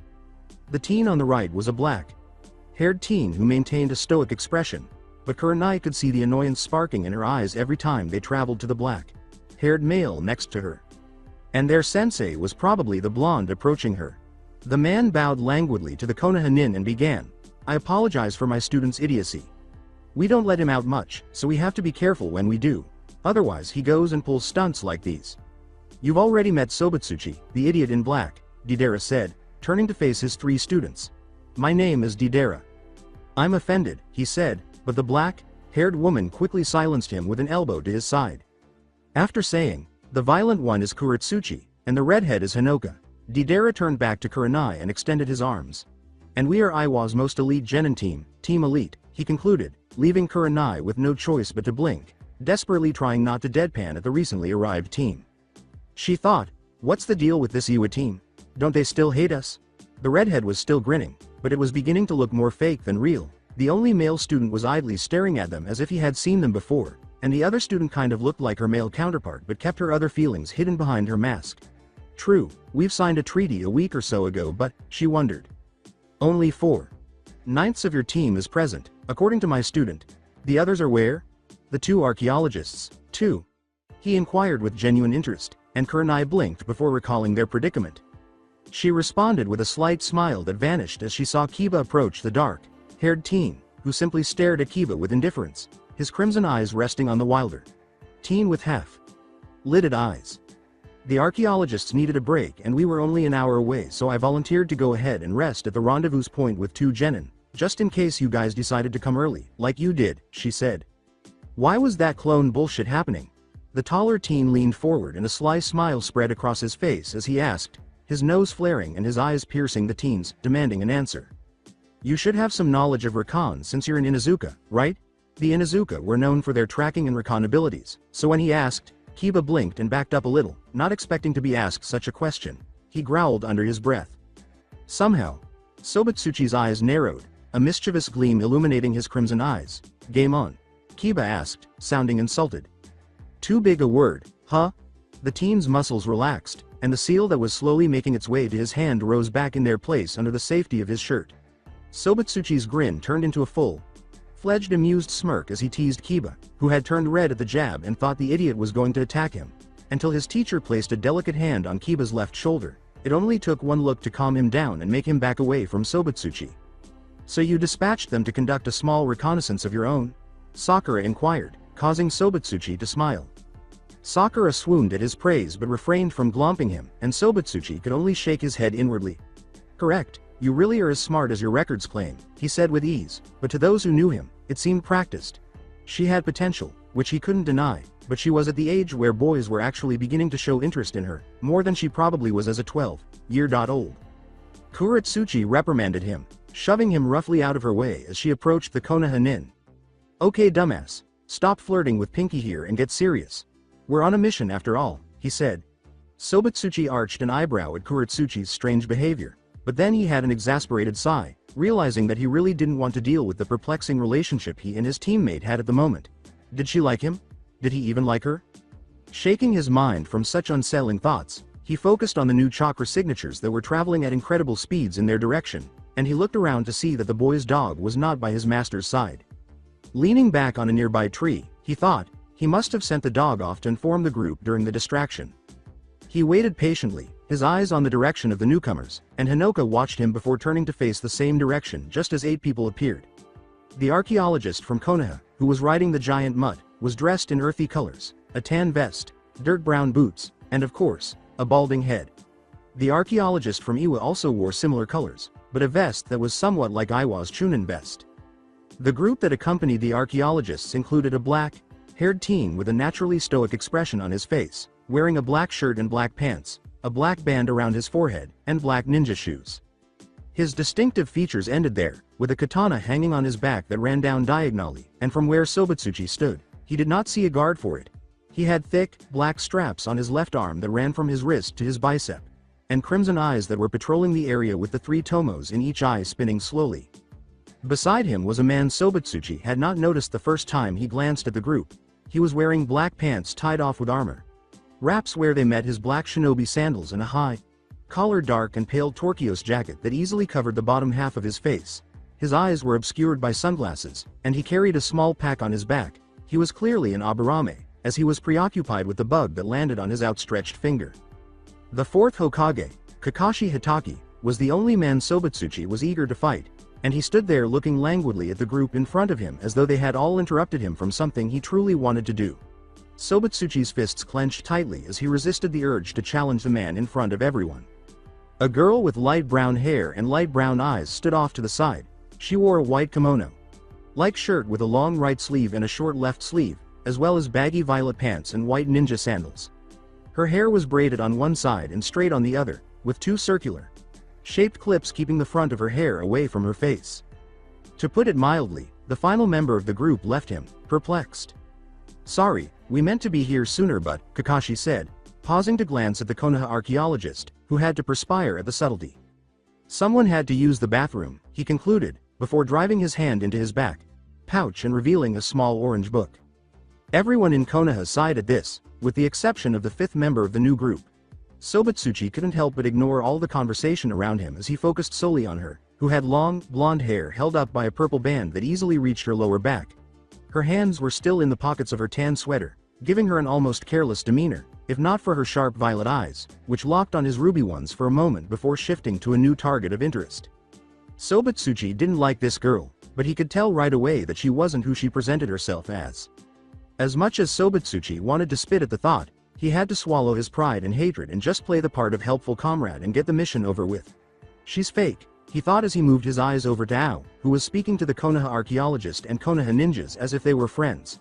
He only had to put up with them for another 2 months. "Since we're all here, I suppose we should get this mission started," Kakashi said, receiving a nod from Kurenai and Deidara. "If you gentlemen please," he added, letting the archaeologist lead the way. They spent most of the day searching for the temple, and by that time the sun had already begun to set, painting the sky a beautiful shade of indigo, orange, and pink. When they looked at the old temple, they discovered a minor issue. So, there was no door at the time, or what? As they stood in front of the temple with no apparent entrance, Kiba asked deadpan. "They certainly did. They just hid it in an underground path," Ao reprimanded. "Well, that would have been good to know earlier," Kiba muttered to himself, and Sobutsuchi agreed with the mutt but would not publicly acknowledge it. "I know where it is," a gentle voice said, drawing the group's attention. The blonde girl, with her back to them, was kneeling with her hand on the ground and saying, "It's 20 meters north. It's a cave but its opening is blocked by rocks of varying sizes." "Good work, Hiku," Kakashi said with a smile in his eyes, and the girl merely bowed and smiled slightly without responding. "Fake," Sobutsuchi deadpanned before reverting to his normal neutral expression as the girl turned her gaze to him before facing forward. He sighed as he made his way to the location the fake girl had informed them was the cave entrance, where he saw the Konoha ninja begin to form small cliques. The Jonin stood next to each other, Kurenai unsuccessfully attempting to persuade Kakashi to put his book away. The Aburame and the Inuzuka were also engaged in conversation, but the mutt appeared to be more animated than the others. The Uchiha was walking behind the females, his eyes fixed on the distance, but his senses were alert to his surroundings. It didn't take long to locate the entrance of the underground path. The sun had already set and night had taken over the world, but it didn't matter to Sobutsuchi, who always liked to do missions at night because it allowed him to feel more in tune with his animalistic side and predator instincts. His own team remained together, not really doing anything but following the fake. Kakashi ordered the Iwa shinobi to give him strange looks. "All right everyone, let's set up camp and rest for the night." "What? The night has just begun," Sobutsuchi said, grabbing the group's attention. Kakashi gave him a raised eyebrow and removed his hands from his vest pockets, but before he could say anything else, someone spoke first. Deidara's stern command, "Sobutsuchi, stand down," left no room for debate. After a long moment of hesitation, Sobutsuchi relaxed, crossed his arms, and turned away, saying, "I apologize for my student's behavior." When Deidara apologized, Kakashi nodded his head, but his eyes remained fixed on the black-haired IWA teenager. "He's not used to taking the night off, so to speak," he explained. The 3 ninja groups and 2 archaeologists set up their tents, and soon after, they returned to the center of the camp and started debating who would keep watch. "No harm, no foul," Kakashi said indifferently. When Sobutsuchi said, "I'm taking the first, second, and third watch," he was outside the group, leaning against a tree with his arms folded across his chest. His crimson eyes opened, already on the Konoha group, but it seemed as though he was staring through them. Everyone in Konoha, even strangers, looked at him strangely. "I'll take first watch, too," Kiba declared defiantly as he sat down on a log they had brought over. His eyes narrowed as they came across Sobutsuchi, and Sobutsuchi felt his lips slightly bend upward in a playful manner. Sasuke casually offered, "I'll take the second," and Kakashi nodded. "I'll wrap up with the final watch." "Get some rest, everyone else," Kakashi said, and everyone started to head inside their tents, with the exception of Sobutsuchi and Kiba. Sobutsuchi could already tell that this would be the longest watch he had ever experienced, but he also knew that it would be one he would remember for years to come. As the sun started to rise, Sobutsuchi couldn't help but smile. It had been an interesting night, especially with the Inuzuka. The fool was so receptive to his words and antics that it was almost pitiful. The Uchiha boy, who he had finally figured out was the youngest child of the Uchiha head, wasn't very entertaining because he had been quiet the entire time. However, Sobutsuchi had noticed that the boy kept looking towards the younger female's tent. Obviously, the boy was infatuated with one of them, but Sobutsuchi couldn't care less. Curiosity and boredom kept it in the back of his mind. Kakashi looked at both his group and the one from Iwa and said, "Okay, now that we're all well rested, let's decide who's going to go in the temple with the archaeologists." Sobutsuchi was the first to step forward, followed immediately by Hinoka, Hiku, Kiba, and Akamaru. Sasuke would have followed, but Kakashi's next statement prevented him. "Great, looks like we have our victims." "You mean volunteers, don't you?" Kakashi moved his eye, smiled to the redhead, and Hinoka asked, a little put off by the way he phrased it. "I apologize. Did I mention victims once more? Apart from getting lost on the road of life, that seems to be my worst habit," he concluded before guiding the group of victims to the cave entrance. He pretended to be innocent, and the group responded by face planting at his incredibly crowded innocence. Kakashi took the lead, with Sobutsuchi and Hinoka at the back, Hiku to the right, and Kiba and Akamaru to the left. The archaeologists were arranged in a diamond shape by their individual bodyguards, and Sobutsuchi kept his eyes on the back of Hiku's head, narrowing everyone so frequently before he looked away for a few minutes and repeating the cycle. Hinoka had seen this and allowed him to keep doing this before forcing him to break the pattern. "You know, she's kind of cute," she asked casually, attempting to project a carefree image, the only thing that broke it being a knowing smile on her face. She was disappointed when Sobutsuchi turned to face her, his crimson eyes flashing a bright blue before switching back to their red color. "Something is there." In a low voice, he said, not quite right about her. His gaze returned to the black-haired teen, and Hinoka blinked before fixing her gaze on the same teen. She had the feeling that the girl was concealing something, but who wasn't? With 2 groups of ninja from once enemy villages working together, there were bound to be secrets and precautions taken from everyone in some way. Hinoka did find it strange that her cousin was most troubled by this particular girl's secret. "Why is it so upsetting to you?" She wasn't sure which one to support. Hinoka asked in a low voice, and Sobutsuchi didn't answer, instead just continued to stare at the girl and occasionally look around. She saw that his brow kept furrowing, as if he was focused, but she wasn't sure if he was trying to figure out what the girl might be hiding or if he was just thinking about her question. "Don't move a step further. This next part, everyone is going to have to match my every step until I say otherwise," Kakashi yelled as everyone froze before moving on. "Does that make sense?" The gray-haired ninja, who had raised his headband and kept his lone Sharingan on the ground, took long strides and continued to move from one side of the room to the other. They maintained this slow pace for a few more minutes before Sobutsuchi felt his patience wearing thin. He turned to face his cousin, who was shaking her head, but sadly, no one noticed the poor archaeologist from Konoha spinning his arms, trying not to lose his balance. "Oh!" The man cried as his body started to fall back, but by sheer luck, the Iwa archaeologist caught him before he could set off any traps. His savior's eyes were wide and green, and he had sweat streaming down his forehead. The man had not worked out in what must have been years. With a powerful pull, the Konoha archaeologist pulled Ao back to both feet, but with what could only be a cruel joke by fate, he took a step back from helping Ao, and an uneven piece of floor sank 2 inches into the ground.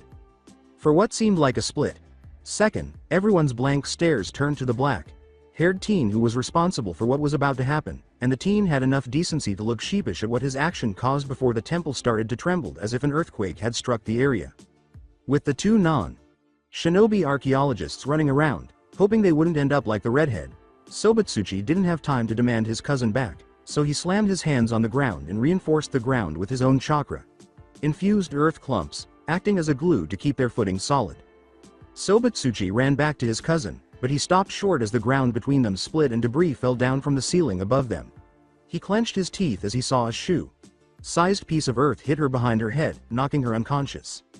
Hiku. The Inuzuka knelt in front of the hole, sweat pouring down from his head, and stared in bare terror and despair as the female teen vanished into the darkness. He heard Kiba shout, and when he turned, he saw Hiku fall into a black pit. Sobutsuchi sighed as he leapt into the pit without hesitation. The days of chivalry are over. Sobutsuchi had heard women complain about their men being careless, rude, or something else trivial for as long as he could remember. At first, he thought it meant that they were not brave or something, but when he realized that it actually meant how a man treated a woman, he was a little disappointed, both in the meaning and in the number of men who failed to live up to such low standards. How difficult was it to hold the door for a woman?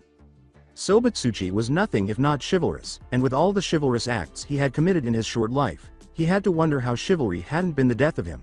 The day wasn't over, though, and he had no right to be so optimistic just yet. However, if males had to, say, jump into a pit of darkness after a female who had fallen in, even though said male had no idea what lay at the bottom of the pit, then perhaps he would understand. He quickly caught up to the falling teen and grasped her outstretched hand. Sobutsuchi had anticipated that the girl would yell as she fell, that her eyes would be confused and afraid, and that at last, relief and a hint of affection would start to sparkle in her violet eyes.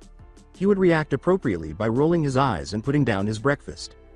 He blinked in bewilderment as Hiku simply stared at him inquisitively, as if wondering why he was holding on to her hand as she fell deeper and deeper into the pit by the second. Then, as if she had just remembered the funniest joke, she giggled. Sobutsuchi couldn't imagine what had made the girl laugh at this moment, so he set aside all of his trivial thoughts and feelings and wrapped his left arm around the small of her back. His right arm shot up, and he closed his eyes in focus. He wasn't very good at calling the chains that some of the Uzumaki were able to summon, but he was skilled enough to get it out just long enough to keep the two from turning into bloody clumps on the rocks.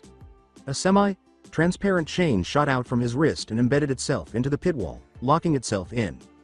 He was about to tell the girl in his arm to hold on tight, but as soon as he saw the shock in her eyes, he smirked and got ready to hold himself against the walls with his legs, keeping a steady stream of chakra flowing at the bottom of his feet to keep him firmly on the wall. He cursed his luck when he felt the walls absorb his chakra, and he had no choice but to hold on to Hiku until she had her own grip on the wall. When they were both ready, they started climbing up the wall, hoping to quickly join their group. But he had saved someone from death, even if that someone was from Konoha, and she was a woman first and foremost, so Sobutsuchi felt satisfied. When Sobutsuchi and Hiku saw something approaching them at unbelievable speeds, they narrowed their eyes. In fact, there were 2 things. A huge ball of white fur that was coming directly at them, and a collection of small rocks and pebbles with paper affixed to the larger ones. It didn't take long for Sobutsuchi to realize that the ball of fur was actually the Inuzuka's ninja dog, but something didn't seem right about those rocks. The black-haired teenager barely had time to glance at the handful that went by his head without causing any harm, but what he saw chilled him to the bone. The white mutt had likely seen it coming their way, which is why he knocked Hiku off the wall, but Sobutsuchi held his ground, kneeling against the wall and running through various hand signs, sweat trickling down his brow as he hurried to finish the jutsu before more of the rocks got past his guard. After making the final seal, Sobutsuchi gripped the rocks against the wall as if he were holding onto loose dirt, and with a powerful pull, he dragged a solid wall of earth in front of his body and connected the top to the wall over him. With both hands on the wall, he waited for the impending explosion from all the paper bombs attached to the falling debris, and they landed on the wall with a sound like rain gently falling on a home's roof. Sobutsuchi's instincts told him to fall back and catch up to the girl and the dog, but he hoped that his earth wall would at least lessen the damage it would cause.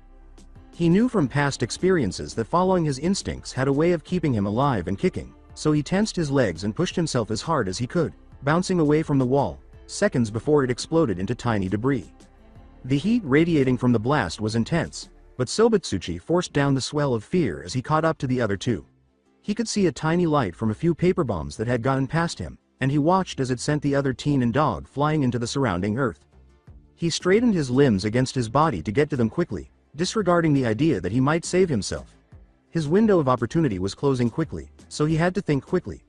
Summoning a clone over him, he gave himself another boost and found himself facing Hiku, her left eye, which had once matched her right, now white with a hint of lavender mixed in, and her hair was off, almost as if.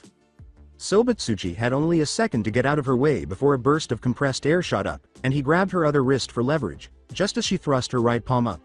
He looked back and saw that her blast had pushed back the heat and shockwave of the explosion over them, sending the three falling closer to another paper bomb that had not yet exploded, likely scheduled to do so later. His red eyes widened as he watched the paper slowly light up and release the energy it had stored up. As he leapt away from a boulder the size of an adult that had been thrown at him, Kakashi narrowed his eyes and retreated to his group, where Kiba stood in front of two archaeologists and an unconscious stone village kunoichi, with a small army of... Well, Kakashi could hardly believe it himself, but golems of various sizes and builds standing defiantly, blocking their path, standing motionless, their ember-colored eyes gleaming in the dimly lit corridor. No more than 2 or so handfuls really, but they were more durable than Kakashi had first estimated, and quite more cunning than he gave them credit for. They worked well together, covering for their comrades' openings with a strike or with their own bodies as shields. Kakashi's famed lightning blade would be very useful, considering these golems were made from the very earth they stood on. He only hesitated because of the amount of chakra it would take to power such an attack. After giving it some more thought, Kakashi went through the proper hand signs before gripping his right wrist with his left hand. Concentrating on the frequency in which his chakra vibrated, Kakashi felt a storm gather in his body. Flashes of lightning traveled around him, his storm building up more and more as the seconds passed.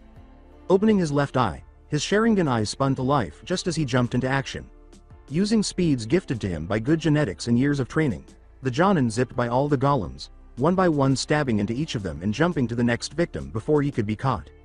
They were resilient and surprisingly aware of their surroundings, but they were no match for Kakashi's attack, and when his lightning tore them apart, bit by bit, they fell to pieces. Kakashi didn't look back to see the outcome of his attack. He knew he had won this one. He covered his precious eye with his forehead protector and signaled for his group to follow him. Kiba turned back to the pit where he had seen Hiku fall and Akamaru jump, respectively, before picking up the redhead and running after his sensei. Although it hurt, he knew Hiku would find a way to rejoin them, and the fact that she had Akamaru with her helped calmed his nerves, if only temporarily. The archaeologists hurried after the three to avoid being abandoned, hoping that no oppositions remained, and they prayed to whatever god would listen. Sadly, it was not to be, as more golems rose from the ground as if rising from water a couple of 100 feet away. The ground under them rippled until a platoon of them stood. Kakashi mumbled something foul under his breath as he prepared another lightning blade to get past the platoon. He noticed that some of the golems' eyes had shifted to a lighter shade of blue but decided to investigate it another time, when they weren't in a life or death situation. Tensing the muscles in his legs, he released the tension and flew forward, right hand cocked back, ready to skewer through the golems. He didn't even get within arm's reach as a row of blue-eyed golems stepped to the front of the platoon and released a current of air. Kakashi stopped short and moved both arms in front of him to protect his face and important organs inside his torso. His lightning blade was blown away like a lit candle in a breeze and his body fared no better. He was sent back to his group where he collided with Kiba, Hinoka and the two archaeologists. The group had been rolling on for what felt like hours due to the force of the gale, until they were sent down by a trapdoor that sealed them off, and the golems slowly sank into the ground and vanished without a single sound. His breathing was labored, each inhalation sharp and stinging his lungs, but he refused to stop. It was the only thing besides exhaling that helped calm him down. Sobatsuchi sat up with a yelp of fear, and sweat, blood, and grime covered him from head to toe, with a few scrads here and there, but overall, he was fine. With each breath, the images of his most recent nightmare faded into nothingness until, at last, the only thing he could recall was the high-pitched yelling of a girl. Hiku was unconscious and covered in cuts, bruises, and scorch marks. They didn't look any better than he did, and he only hoped they felt better than they looked. The teen was startled back to reality by a groan, and he turned his head slightly to the right to see them lying on top of the white beast. Sobatsuchi's body went paralyzed with pain when he tried to get up, and all he could do was not spit out a string of colorful words into the world. Choosing to wait for the pain to pass before trying to stand again, Sobatsuchi tried to gather his memories, not knowing how they ended up at the bottom of the pit, bruised and battered but alive, and then it hit him like a kunai to the head.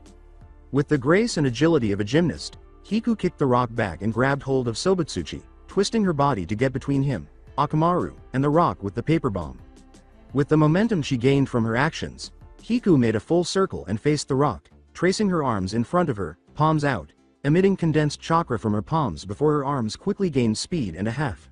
Spherical barrier of chakra formed, just as the paper bomb detonated, obliterating any debris that would have hurt the three. She could feel the nerves in her hands and arms start to shoot pain through them, but Hiku refused to give in and kept shielding the three of them from the debris. Unfortunately, her barrier did not protect her from the intense heat radiating from the explosion. Sobutsuchi sensed that she would not be able to maintain her technique for long, so he waited for the right moment to act. He felt his will call upon the seals hidden in his knuckles, gathering up the energy stored in them. He was still in midfall when he felt even more energy gathering in his hands, and his face twisted into one of intense pain and concentration. He could feel the energy pulsing violently behind its imprisonment, wanting to be free. If he had to describe the sensation, Sobutsuchi would characterize it as attempting to contain a tsunami, and his hands would likely blow up if he didn't expel excess energy. When he saw that she was slowing down, he took the risk of grabbing the back of her collar and pulling her back, which seemed to surprise her, but he had a job to do, so he put himself between her and the fiery explosion that threatened to swallow them whole, and with a grunt, he quickly forced both fists forward and pushed back the heat and explosion, winced in pain, never having released so much energy at once before, and it burned. He wanted to stop, but he knew he couldn't. Sobutsuchi fared no better than the dog as he fell awkwardly on his side, the force of his body smashing into the ground causing cracks to form under him, but he didn't notice, his consciousness drifting from his grip. Consequently, he was forced back and into Hiku, who was then pushed back into Akamaru and into the wall. The momentum that was transferred between the three was not diminished, and they hit the wall with an unforgiving thud. The three then bounced around like a ball in a pinball machine until they finally hit the bottom of the pit. Small pairs of eyes watched him from the shadows until they vanished, like tiny flames in the wind, before he finally passed out. Sobutsuchi dragged his body over to the edge of the pit, using the wall that bordered it to help him sit up straight. At first, he could hardly feel anything beneath his waist, but after allowing himself some time to recover, he could feel a stinging, throbbing pain from his quadriceps, all the way down to his toes, and as troublesome as the pain was, he was glad that he felt anything at all. His eyes fell upon the two ninja from the Leaf Village, and he felt his anger for the village return, just like the itch on his shoulder. Shaking his head, he pushed the feeling down. He didn't need that right now. If he wanted to escape alive, his chances increased if he got the two to assist. The woman's voice was rough and hoarse, and she looked up at Sobutsuchi as he stood up, before he felt the urge to laugh and smile rise in his stomach, but he compromised and settled with a simple chuckle. It didn't take long for his strength to return, and he was standing up again, but not before ignoring the pain that was digging into his legs. "You know," he said, his eyes dyed with laughter, "I initially believed you to be phony. Now I know I was right," Hiku said, tilting her head to the side and raising her left eyebrow, not trusting her voice to convey her confusion. The teen smirked amusedly, and his eyes closed as he extended his open palm forward, revealing a transparent, semi-spherical object the size of an eyeball. Hiku's eyes widened, and with a speed that surprised Sobutsuchi, she reached for the object, but Sobutsuchi was quicker and pulled back his arm, causing Hiku to wince and mentally curse herself for such a stupid move. Her arm fell limply, and she had to fight herself just to stay conscious. I wouldn't do that if I were you." Hiku pushed her head back, glaring at the childish tone with which he reprimanded her. He essentially ignored her, choosing instead to study the object in his hand with seemingly endless interest. "Besides, it isn't worth it. I only managed to find half of your contact," he said, dropping the contact on top of Hiku's extended arm. Weakly, Hiku shifted her hand to the side, letting it fall off so she could pick it up with her fingers. She looked up at Sobutsuchi, but was shocked, and enraged, to discover him suppressing a fit of laughter. Sensing her gaze, he cracked open an eye, only to fall to the ground, rolling on his sides as his laughter reverberated around them. Even though she was angry, something had been bothering her about his appearance, and now that she had finally focused on it, she gasped in shock at the sudden realization that hit her like a ton of bricks. For most of a minute, she wasn't sure whether to be amused or to remain shocked, so she decided the former wouldn't hurt it. She said, "Why? You're one to talk," with a slight smile on her swollen lips. This interrupted the teen's laughter, and he turned to face her. His eyebrows went up as he looked for a response to her cryptic words, and she giggled, thoroughly enjoying the expression on his face, as she considered how she could best describe what she was seeing. "The blonde hair appeals to me. Much less generic than black, she said, and her words chilled him to the bone. Did she say something like, blonde? Did I mention your cerulean eyes? The teenager in front of her lost all of her amusement and was instead filled with anger, sadness, and spite. Despite this, she had a gut feeling that she had not yet explored the full extent of what Sobutsuchi was. You will speak of this to no one, he said gravely, and to her surprise, his eyes and hair returned to their original color just in front of her eyes. It was strange because she felt him use chakra to transform him, but the spike, no matter how tiny, was gone, as if he had never used it at all. His temporary changes to his eyes and hair were as real as his flesh and blood. Her eyes widened as his face nearly split in half from his cunning smirk. It seems I'm not the only one with an issue with their hair, he said, pulling on her hair, revealing lush, indigo hair beneath the dirty blonde hair that was her wig. She was too preoccupied to notice his closeness until she felt his hand grip her hair. His smirk grew as he watched her stare at him as if he had just kicked her faithful dog. He held her hair in her line of sight, but far enough away that if she thought to retrieve it, it would be out of reach. I can only imagine that your team has no idea of what you really look like, he taunted, adding, just in case she found the strength to stand. He closed his right eye and gritted his teeth, preventing a yelp of pain and surprise from escaping his throat, but he saw an unspoken threat gleaming in her eyes, her rage not restrained by customs and manners, as they had been moments before, and it amused him to no end. Suddenly, Hiku pushed herself up, grabbed the collar of his shirt, and pushed him against the wall 10 feet from where they had been. Hiku turned at the sound of laughter and became enraged at seeing Sobutsuchi laugh at her expense, but she was left staring at the wall, dumbfounded, with a puff of smoke and an audible pop. When she suddenly fell to her knees with her eyelids almost closed, he caught her before she hit the ground and rolled her to her back, his right arm supporting her back. Her eyes stared off into space, lost in her thoughts, before they moved to him. You have much to learn, he said in between laughs, but his laughter stopped abruptly again when she fell to her knees, her eyelids almost closing. Sobutsuchi shook his head as he lifted her up bridal style and moved her back to the mud, where he placed her against him with a gentleness Hiku had not believed he possessed. TCH, idiot, Sobutsuchi muttered as he leaned back into the pit's edge, expecting a wall to support him, but was taken aback when there was none at all. He hit the ground with a hard thud and blinked away the white spots in his vision, and when he got his bearings, he looked into the darkness that surrounded his upper body. Reaching into one of his many pockets on his pants, he took out one of his glow sticks, which had cracked during his fall and was already illuminating the room. He was shocked to discover that he was just inches from falling into another pit. Still on his back, he dropped his glow stick idly, watching as it fell 20 feet before hitting the bottom, the red light illuminating its surroundings and revealing 2 openings. Sobutsuchi was about to stand up when he noticed movement in the corner of his eye.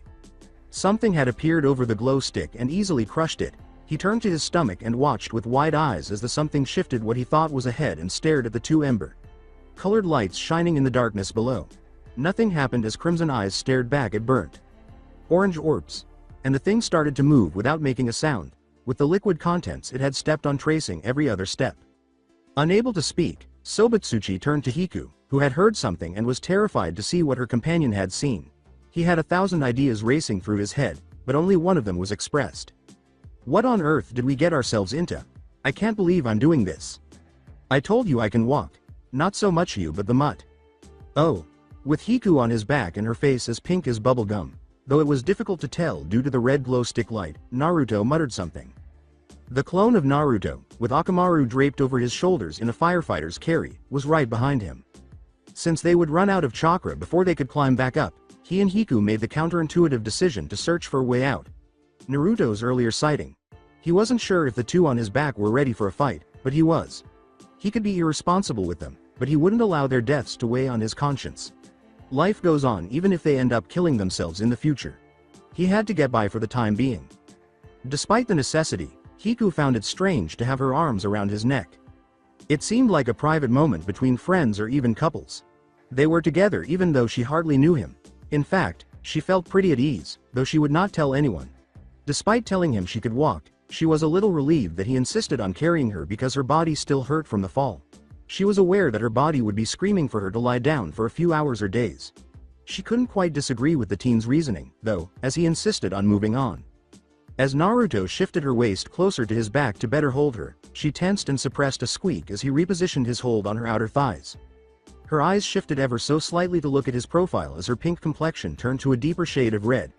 She would have assumed he was unaware of what he had just done if it weren't for the slight pink tint she could see on his cheeks. This made her laugh because she thought it was funny that he was even acting agitated. After turning to face her, Naruto decided not to ask her why she was laughing. Something told him he didn't want to know. When the dog on his shoulders started to whine, he heard his clone tell him to stop. After a long period of silence, Akamaru started to complain once more. Instead of responding, he simply huffed and fell silent. "I'm not telling you again, Mud. Next time, you're getting off my shoulders and walking on your own paws," he said. The clone let out a sigh of relief, and Naruto nearly followed suit, becoming annoyed by his whining. "Oh, what the fuck?" Naruto turned to see the white dog wearing a relieved expression, while his clone was shivering all over with disgust. The clone brought Akamaru down as delicately as he could and then went on to dispel itself. When Hiku sensed his trembling, she tightened her hold on his neck, nearly letting go. He placed her on his back to prevent her from falling off, but he continued to glare at Akamaru, who was wagging his tail naively and managed to smile like a dog. Before he could react or speak, he heard stiffened giggles coming from behind him. A vein pulsed in his forehead. Without acknowledging what had just transpired, he muttered something odious under his breath. He heard Akamaru's paws patting behind him as he turned and continued to walk. The mutt managed to walk the entire time. The silence came back, and soon they discovered that awkwardness had replaced the lack of sound. Well, it was awkward for Hiku. Akamaru was savoring the silence, taking pride in what he had just done. Too preoccupied with his thoughts, Naruto wondered what in the world he had seen earlier and what was inside the temple. They were only supposed to pick up a few artifacts and leave for home, according to the work scope. Other than the fact that it was a joint mission with 2 Konoha teams, it wasn't very specific. Why, though, would they require 3 teams? It made sense to have 1 from each village, but why 2 from a single village? What was happening that they were unaware of? Naruto yelled, "Hey," and Hiku turned to face him. He went on without looking at anyone. Why did they send 2 groups from Konoha to this mission? As his question came to a close, he turned his crimson eyes to the girl lying on his back and fixed them on hers. The sudden eye contact reminded her of the two's closeness, and she blinked. Nevertheless, the question kept repeating in her mind like a gong. They were only taking 2 archaeologists to an abandoned temple that belonged to a clan whose name has long since been forgotten but which somehow had something to do with her hometown. A team or 2 might have been necessary to protect the 2 gentlemen while they conducted their small excavation because there was a good chance that bandits or missing nin would be living in the temple. But why 3? Before she gave them life, Hiku's mind's gears turned one more time. She interrupted herself. It was Tusen's request that he be escorted by 2 promising teams from the Leaf Village, she said. Does she need to explain why? It could potentially strain the already shaky alliance between their villages and annoy the shinobi from the Hidden Rock Village. However odd it may seem, I'm sure he has his reasons. Naruto kept staring at Hiku before turning back to face him, his eyes a little more stern. He knew why, even though she hadn't expressed it. The team from Rock Village was not trusted by the Leaf archaeologist. Hiku watched him intently as he abruptly stopped walking, wondering why he was just gazing into the darkness beyond the reach of their light sources. The teenager, who was hidden from her, loosened his hold on her as his body relaxed and his eyes glazed over. Hiku only avoided falling on her back end because of her reflexes, which she developed over many hours of training. She stumbled to her feet and then stumbled to one knee, squirming as she went. After gathering her thoughts, she looked up to see her companion, who had dropped the glow stick with her, treading slowly forward until he was engulfed by the darkness. Hiku was able to follow Naruto on Akamaru's back with the assistance of her teammate's loyal companion. At least as long as she was in her current condition, he would be quicker than her. He was in mid-run when they finally caught up to him, but it didn't take long. He wasn't jogging, but he wasn't running hard either. Hiku observed that the boy's face appeared contorted, as though he was contemplating something extremely significant. She called out to him, but he gave her no response, acting as though she hadn't been there. Akamaru abruptly skidded to a stop after driving his heels into the ground. The cloud of dust that Akamaru kicked up prevented Hiku from seeing her surroundings, and she blinked. Hiku gaped at the tiny army of golems that had appeared in their path as it dissipated. Their bodies remained motionless as their ember eyes gazed at them, obviously unwilling to let them pass. Before Naruto leapt over one and used its head as a platform, that is. He leapt from golem to golem until he touched the ground with grace and resumed his full-out run. Hiku was rendered incoherent by the entire experience, uncertain of how to interpret what she had just seen. The golems came to life and marched in the direction of the 2 creatures from the Leaf Village as though they had heard an unheard signal. Her companion spread his legs and lowered his upper body, getting ready to move swiftly. Only the roar of the white-furred dog's growl and the thunder of footsteps reverberated through the path. "Keep running," Kakashi ordered his group as he tossed 3 kunai, each of which had a slip of paper attached. A strong explosion soon grew and engulfed everything in its path. The silver-haired Jonin sighed with relief as he saw the pathway blocked by pieces of the earth, releasing the earth wall he had called forth to defend his allies. "Let's keep moving. I don't know how much time that'll buy us, but we should take advantage of the time we have." No one challenged his logic and started looking for some sort of way out. It would be very helpful to have a sensory shinobi, specifically a Hyuga, Kakashi muttered. The irony almost made Kakashi laugh. Hinoka yelled, "Hitaki," drawing his attention. Every now and then, he saw a faint glow coming from a seal drawn on her left wrist. She told him, "We're near the surface," and he nodded. They needed to get the archaeologists to the safety of the surface first, so he could ask her questions later. He examined the conditions of the archaeologists and was relieved that they were in good condition, aside from a few minor abrasions. They were moving in a matter of seconds after he signaled for Hinoka to take the lead. Strips of sunlight soon appeared in the entrance, and everyone was happy to be out of the temple at last. That is, until they noticed an unexpected object in front of the exit. They looked at each other with patient, dark blue eyes, waiting for them to move past it. After going through 5 hand signals, Kakashi was astounded by what he saw. A small gloved hand punctured the golem's chest. The hand gripped and savagely tore it in two, but the golem's eyes did not respond. Sakura let out a war cry and threw the golem's upper body to the side using the monstrous strength her master had taught her. Then she lifted her right leg and smashed whatever remained of the creature into pebbles. Her audience silently watched in wonder at her demonstration of brutality and strength. As he guided the group to her, Kakashi laughed and showed pride in his single eye. Despite maintaining a neutral expression, she asked, "Kakashi Sensei, are you guys all right?" with concern in her voice. After Kakashi gave a nod, the group left through the underground door. The destruction of rocks scattered around the entrance startled him, and he raised an eyebrow at his pupil. Sakura turned away, flushed. She whispered to herself, "It wasn't all me," but Kakashi could hear her. "Kakashi." As Kurenai and Shino leapt out of hiding, he turned to face them and asked, Kurenai maintained her composure, but the other Jonin could see that her thoughts were consumed by fear. He told her what had happened and watched as she gradually removed her mask as he went on. "What happened in there?" he asked. She was able to gather herself after the explanation. "I see, that would explain all the explosions and why these monstrosities appeared around the temple." "Where is my team?" inquired Hinoka. "There at a second opening we found some time after the first explosion occurred. They're guarding it should you guys have found another way out." Kiba screamed at his group, "We have to return. We don't have time for this." Kurenai nodded before heading into the temple, but a gloved hand stopped him. Her comrade shook his head as she gazed at him inquisitively. "You stay out here, just in case they find their way out. My team will head back." "You can't, Kurenai," Kakashi said firmly, silencing her. Startled by his abrupt tone, she blinked. After saying, "Your feelings are getting the better of you. I know what she is to you, and as much as I'd like to let you go, this is not your area of expertise. My team was made for these kinds of missions. Besides, she is my student. I'm responsible for her." "Sakura, Sasuke." He turned away from Kurenai and started to enter, with his 2 remaining students following closely behind him. When Kiba stepped in front of him, he hesitated for a second. With steely resolve in his eyes, he said, "I'm going," and Kakashi just stared without moving or speaking. The 4 of them hurried into the door without hesitation after he gave the order. "Fair enough. Your tracking skills might actually help us find them faster. Let's head out." With a single nod, Kiba made eye contact with his sensei and silently pledged to return their allies. Minutes after losing sight of them, Kurenai simply sighed and watched them leave. Shino's voice interrupted her thoughts, and she nodded before leaping back to her place in the trees encircling the entrance. "Sensei, we should retake our position." "Why?" "Because those things may return at any moment," she said. "Be careful." Kurenai turned to the archaeologist from the hidden stone village, Ao, and said, "Hey." She thought he had been called. He asked, looking around. "Where did Tusen go?" he asked. Kurenai's eyes grew a little wider as he looked around for the other archaeologist. "What happened to him?" Sweat trickled down Hiku's brow as she gazed down at the army approaching her. She was confident that she could remove these items without any hesitation on any other day.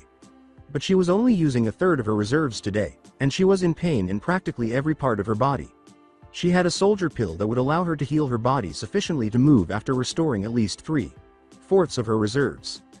She started it because she couldn't think of a better plan, and after taking the medication, she started to heal herself. Slowly, like leaves in the wind, she could feel the aches leaving her body. Her gaze shifted to the army in opposition before shifting back to her comrade, who appeared to nod his head subtly. The two ran toward the enemy without a signal, entering from either side. The first to strike was Akamaru, who tore through the ranks like wet paper while spinning like a tornado.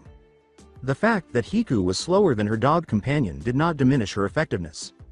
Before releasing it in a single chakra point and swinging her arms, she brought the chakra to the middle of the palm of her hands and squeezed it tightly. She effectively removed the three golems from the battle by chopping off their heads. She continued her attack, spinning and kneeling as though in a beautiful dance, slicing the legs of the nearest golems out from under them and then killing them when they reached her level. The lethal dance went on until she arrived at the rear of the army, where she stopped dancing while breathing heavily. Unsurprised to see Akamaru gasping for air after destroying his remaining foes before her, she turned to face him.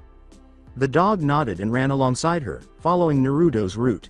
"Let's go, Akamaru," he said. The two ran for what felt like an hour and then came into an antechamber. With seals and hieroglyphics written all over the walls, the room looked as though it had been created yesterday, unaffected by the passage of time. They were also met with the sight of Naruto kneeling in the center of a big, round seal in the center of the room. She could only assume it was his because it was written in blood and she could see the black-haired teen's blood streaming down his left arm. More unexpectedly, a woman who was too transparent to be real and levitating stood 6 meters ahead of him. She wore an elegant white kimono with an orange, circular whirlpool-like emblem on her obi, and her long red hair seemed to flow from a non-existent breeze. Her cream-colored skin appeared flawless, unaffected by physical adversity or time. If it weren't for her hardened eyes looking down at the teenager kneeling at her feet, Hiku would have assumed she was some kind of toiletee. The woman made a hand sign, which is frequently used to gather chakra, with her left hand while raising her right. She made out the kanji for spirit, sacrifice, and salvation with graceful movements of her right index and middle fingers. They whirled around and contracted until they could fit in the red-haired woman's hand. The woman made her palm face Naruto and ran through 10 hand signals almost too quickly for Hiku to see. After that, everything appeared to happen slowly as Hiku's body uncontrollably moved to Naruto's side and shoved him aside. She wasn't sure why she did what she did, but she supposed her motives stemmed from the fact that the teen had saved her life once, and she wanted to repay the debt. Before the redhead could stop herself, the 3 kanji symbols shot off her palm and hit Hiku's body like kunai knives. Hiku's eyes widened as an indescribable amount of energy, knowledge and pain flowed into her mind and body, his blood boiling and her body shaking at the sudden intrusion. She fell to her knees within seconds before hitting the ground, face down. Naruto felt as if he had just been woken up from a long nap and his body felt just as tired. He blinked away the sleep from his eyes and tried his hardest to gather his bearings, but before he could completely take stock, he noticed the girl from the Leaf Village convulsing in front of him. "Hey, are you?" He stopped when he also noticed a transparent red-haired woman standing to the right of Hiku, watching both of them with mild astonishment and amusement. "I did not foresee this," the woman's velvet voice said calmly, closing her eyes. Who are you? And what did you do to her? What were you going to do to me?" Naruto asked slowly, not really sure what was going on, just that his upper left arm felt numb. Last thing he remembered was carrying Hiku on his back. He vaguely remembered running past the creatures roaming the temple, but he wasn't sure if he dreamt that up. He felt his blood turn to ice in his veins when the translucent phantasm opened her beautifully iridescent cerulean eyes. His body shook and he fell forward, catching himself before he kissed the ground. His breaths were sharp and he felt like the world suddenly sat on his body. Whatever she was, she had a lot of power. Enough to match any cage worth the name. Finding his will, he flooded the room with his own chakra, making it easier for him to stand, albeit a bit unsteadily. He stared down the woman defiantly, refusing to bow to anyone, or anything. The woman raised an eyebrow at Naruto's display of rebellion before smirking slightly. Impressive, young Uzumaki. Her smirk was replaced with a frown so quickly, Naruto had almost doubted it was there. "However, I'm a bit disappointed. You shouldn't have fallen down so lowly. Who is your mentor?" This time, Naruto raised an eyebrow. "What? Mentor? I suppose the old man, Onoki." The red-haired woman made a sound resembling a snort, but it seemed out of place coming from such a pulchritudinous being. That young rookie from the Stone Village. No wonder. She trailed off, looking to her side. She began ranting to herself, too lowly to be coherent but just loud enough to know she was displeased. "That's good and all," he called out, catching the phantasm's attention, who stared at him expectantly. But is she going to be okay? Naruto motioned for Hiku, who had finally stopped squirming. The woman glanced Hiku's prone body for what seemed like a split second before smiling icily, ignoring the white mutt nuzzling her body. Not quite certain, I've never performed the ritual on a non-Uzumaki. The results should be interesting. So, she could possibly die? Yes, she very well could. Painfully, I might add, the woman said nonchalantly. Though Naruto could only speculate as to why, she told him, however, should she survive this ordeal, I would suggest you keep a close eye on her. Why do you say that? The woman's face became icy as soon as he asked the question.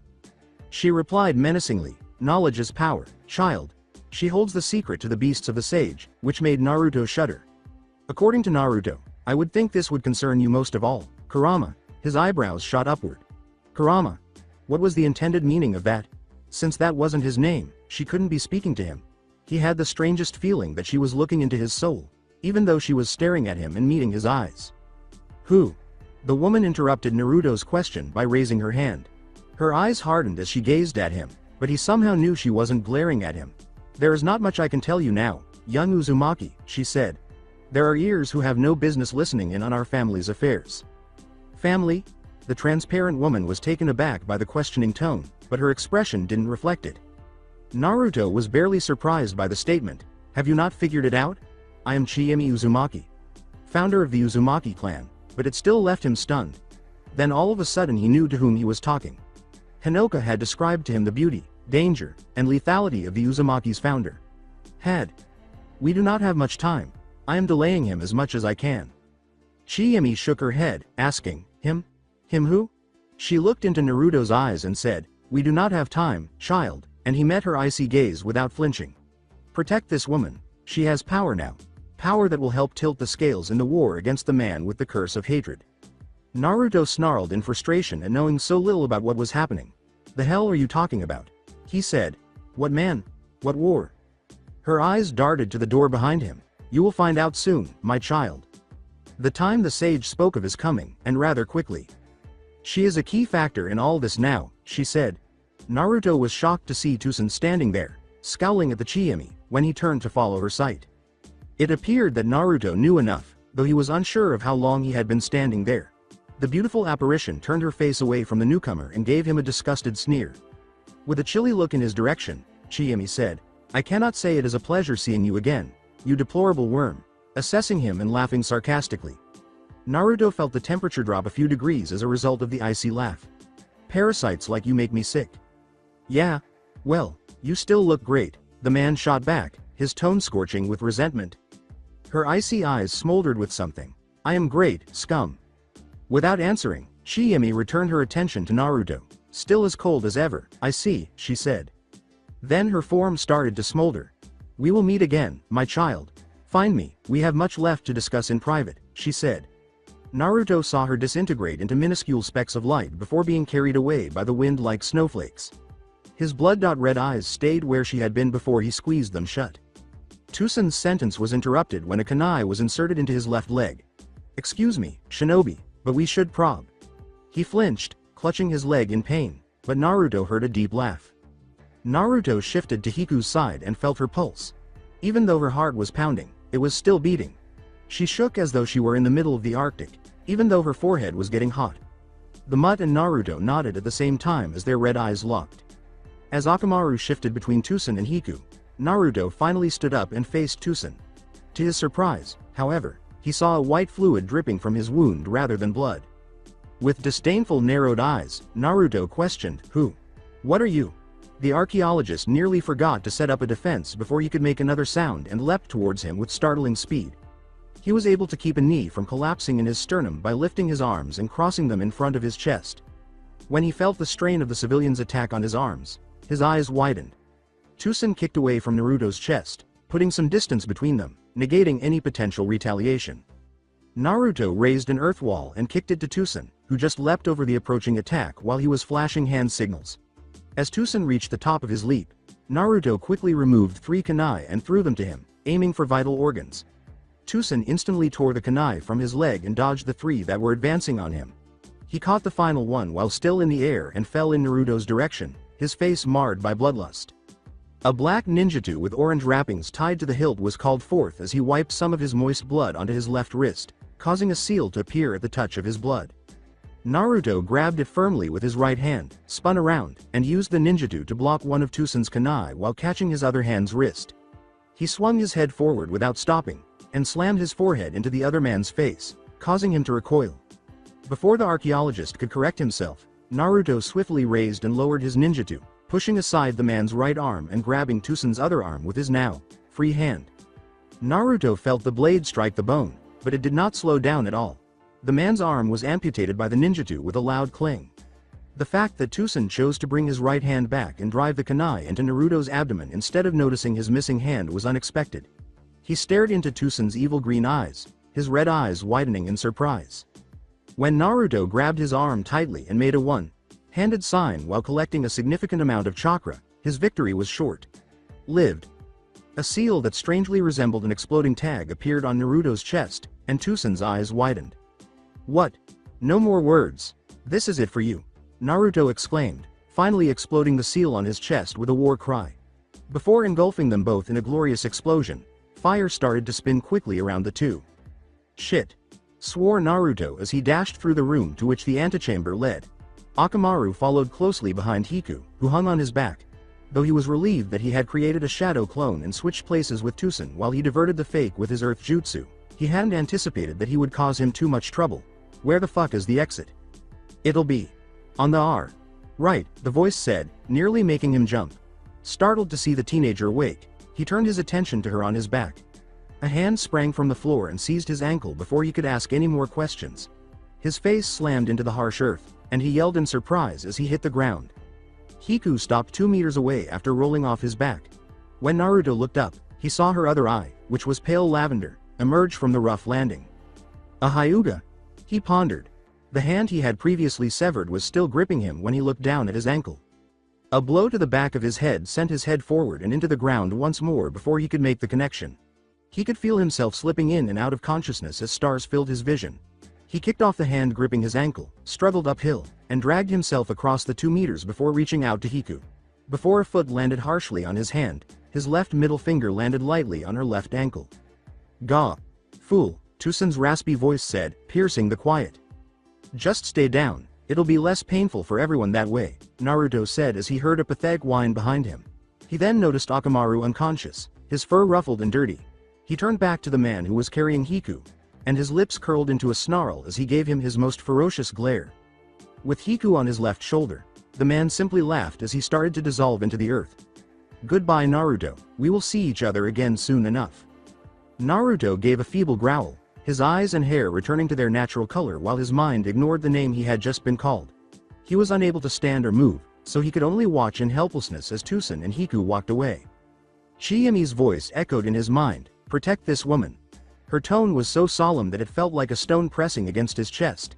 He started sucking air like a fish out of water, barely rolling over to his back. As he felt his consciousness slowly slipping away, he laughed without mirth. Naruto sat up and opened his eyes, saying, "Pathetic.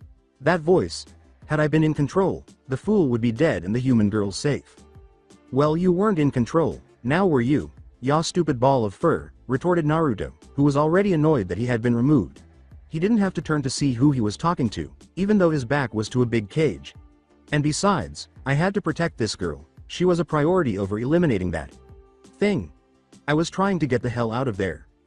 Behind him, a deep, guttural laugh roared, and he rolled his eyes as he turned to confront his inner demon. Even on its hands and knees, the fox was 20 or 30 feet taller than the Tsuchikage's tower. Although he appeared to find morbid amusement in his vessel, his blood-red eyes gazed down at him with little patience. "Pathetic. Listen you overgrown hairball, are you gonna to heal my body or what? I need to go find her before they get out of my range," he said with an angry voice. The fox chuckled once more, but it was brief because he suddenly became serious, as though he had just had an idea.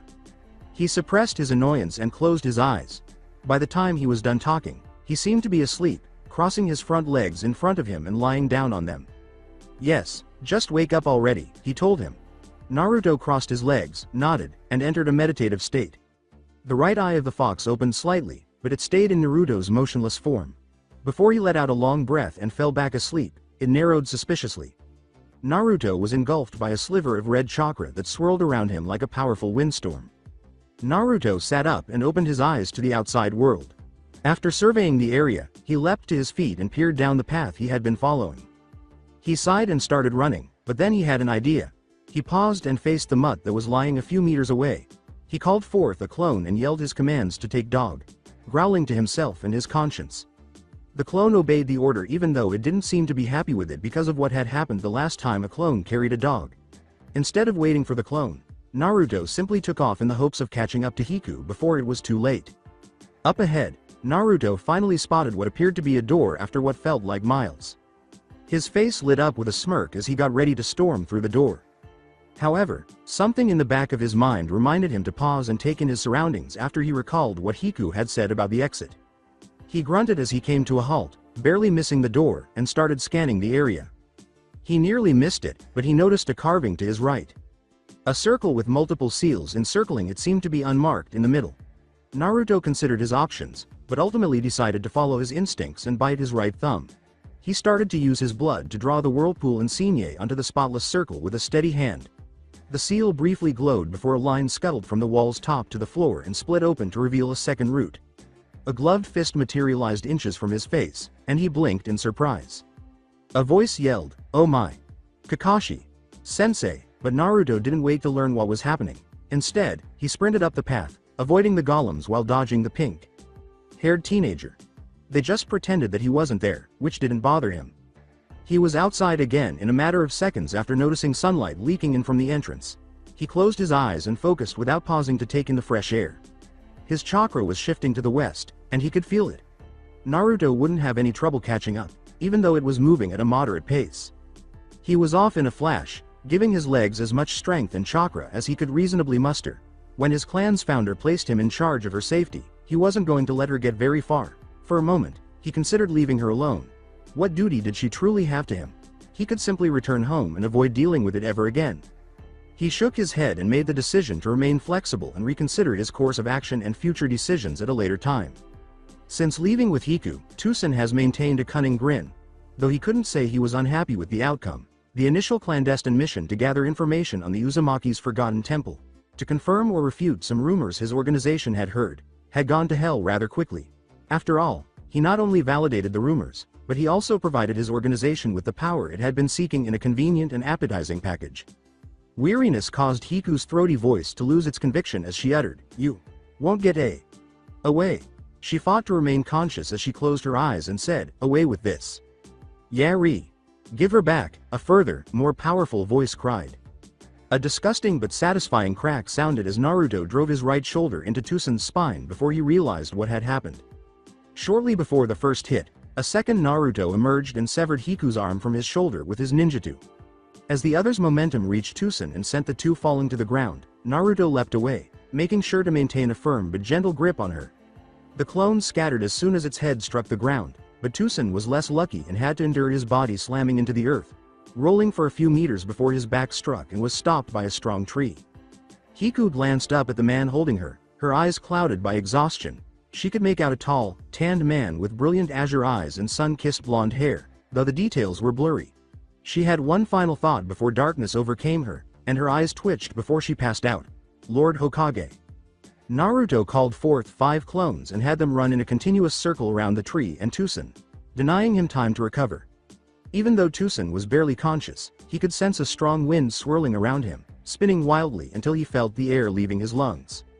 With a breathless and perplexed voice, Tusen questioned, "How?" "When I reached out for her, my finger tapped her ankle," he began, grinning and using his middle finger in an impolite manner.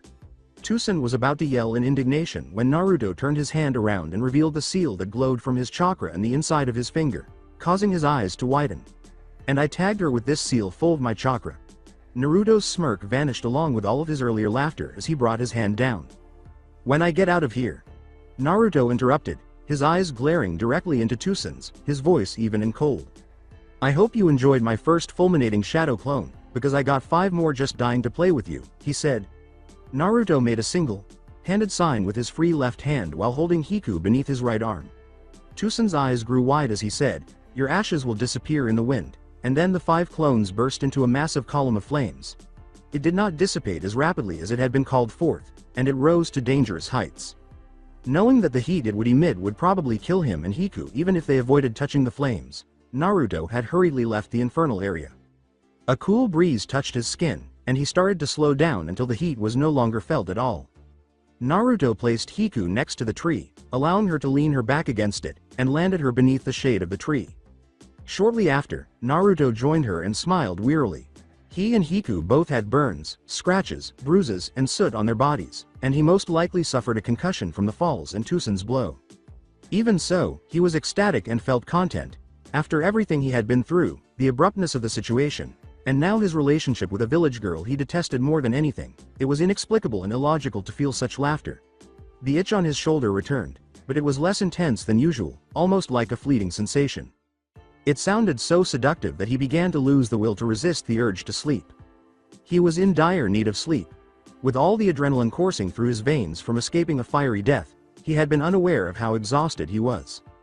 But now that he was sitting motionless and allowing his adrenaline to exit his body, he could truly feel the weight of his body pressing down on him. He allowed his heavy eyelids to drop and his breathing to deepen as he took in the sight of the bosky area and the sounds that accompanied it. Before getting back up to reorganize with his team, he would only sleep for 10 to 15 minutes at most. Just 10 minutes. Hiku's head landed on Naruto's shoulder after her prone body slid sideways. She groaned sleepily, with a faint smile on her face. That's it for today. I hope you guys enjoyed this great story. See you in the next one.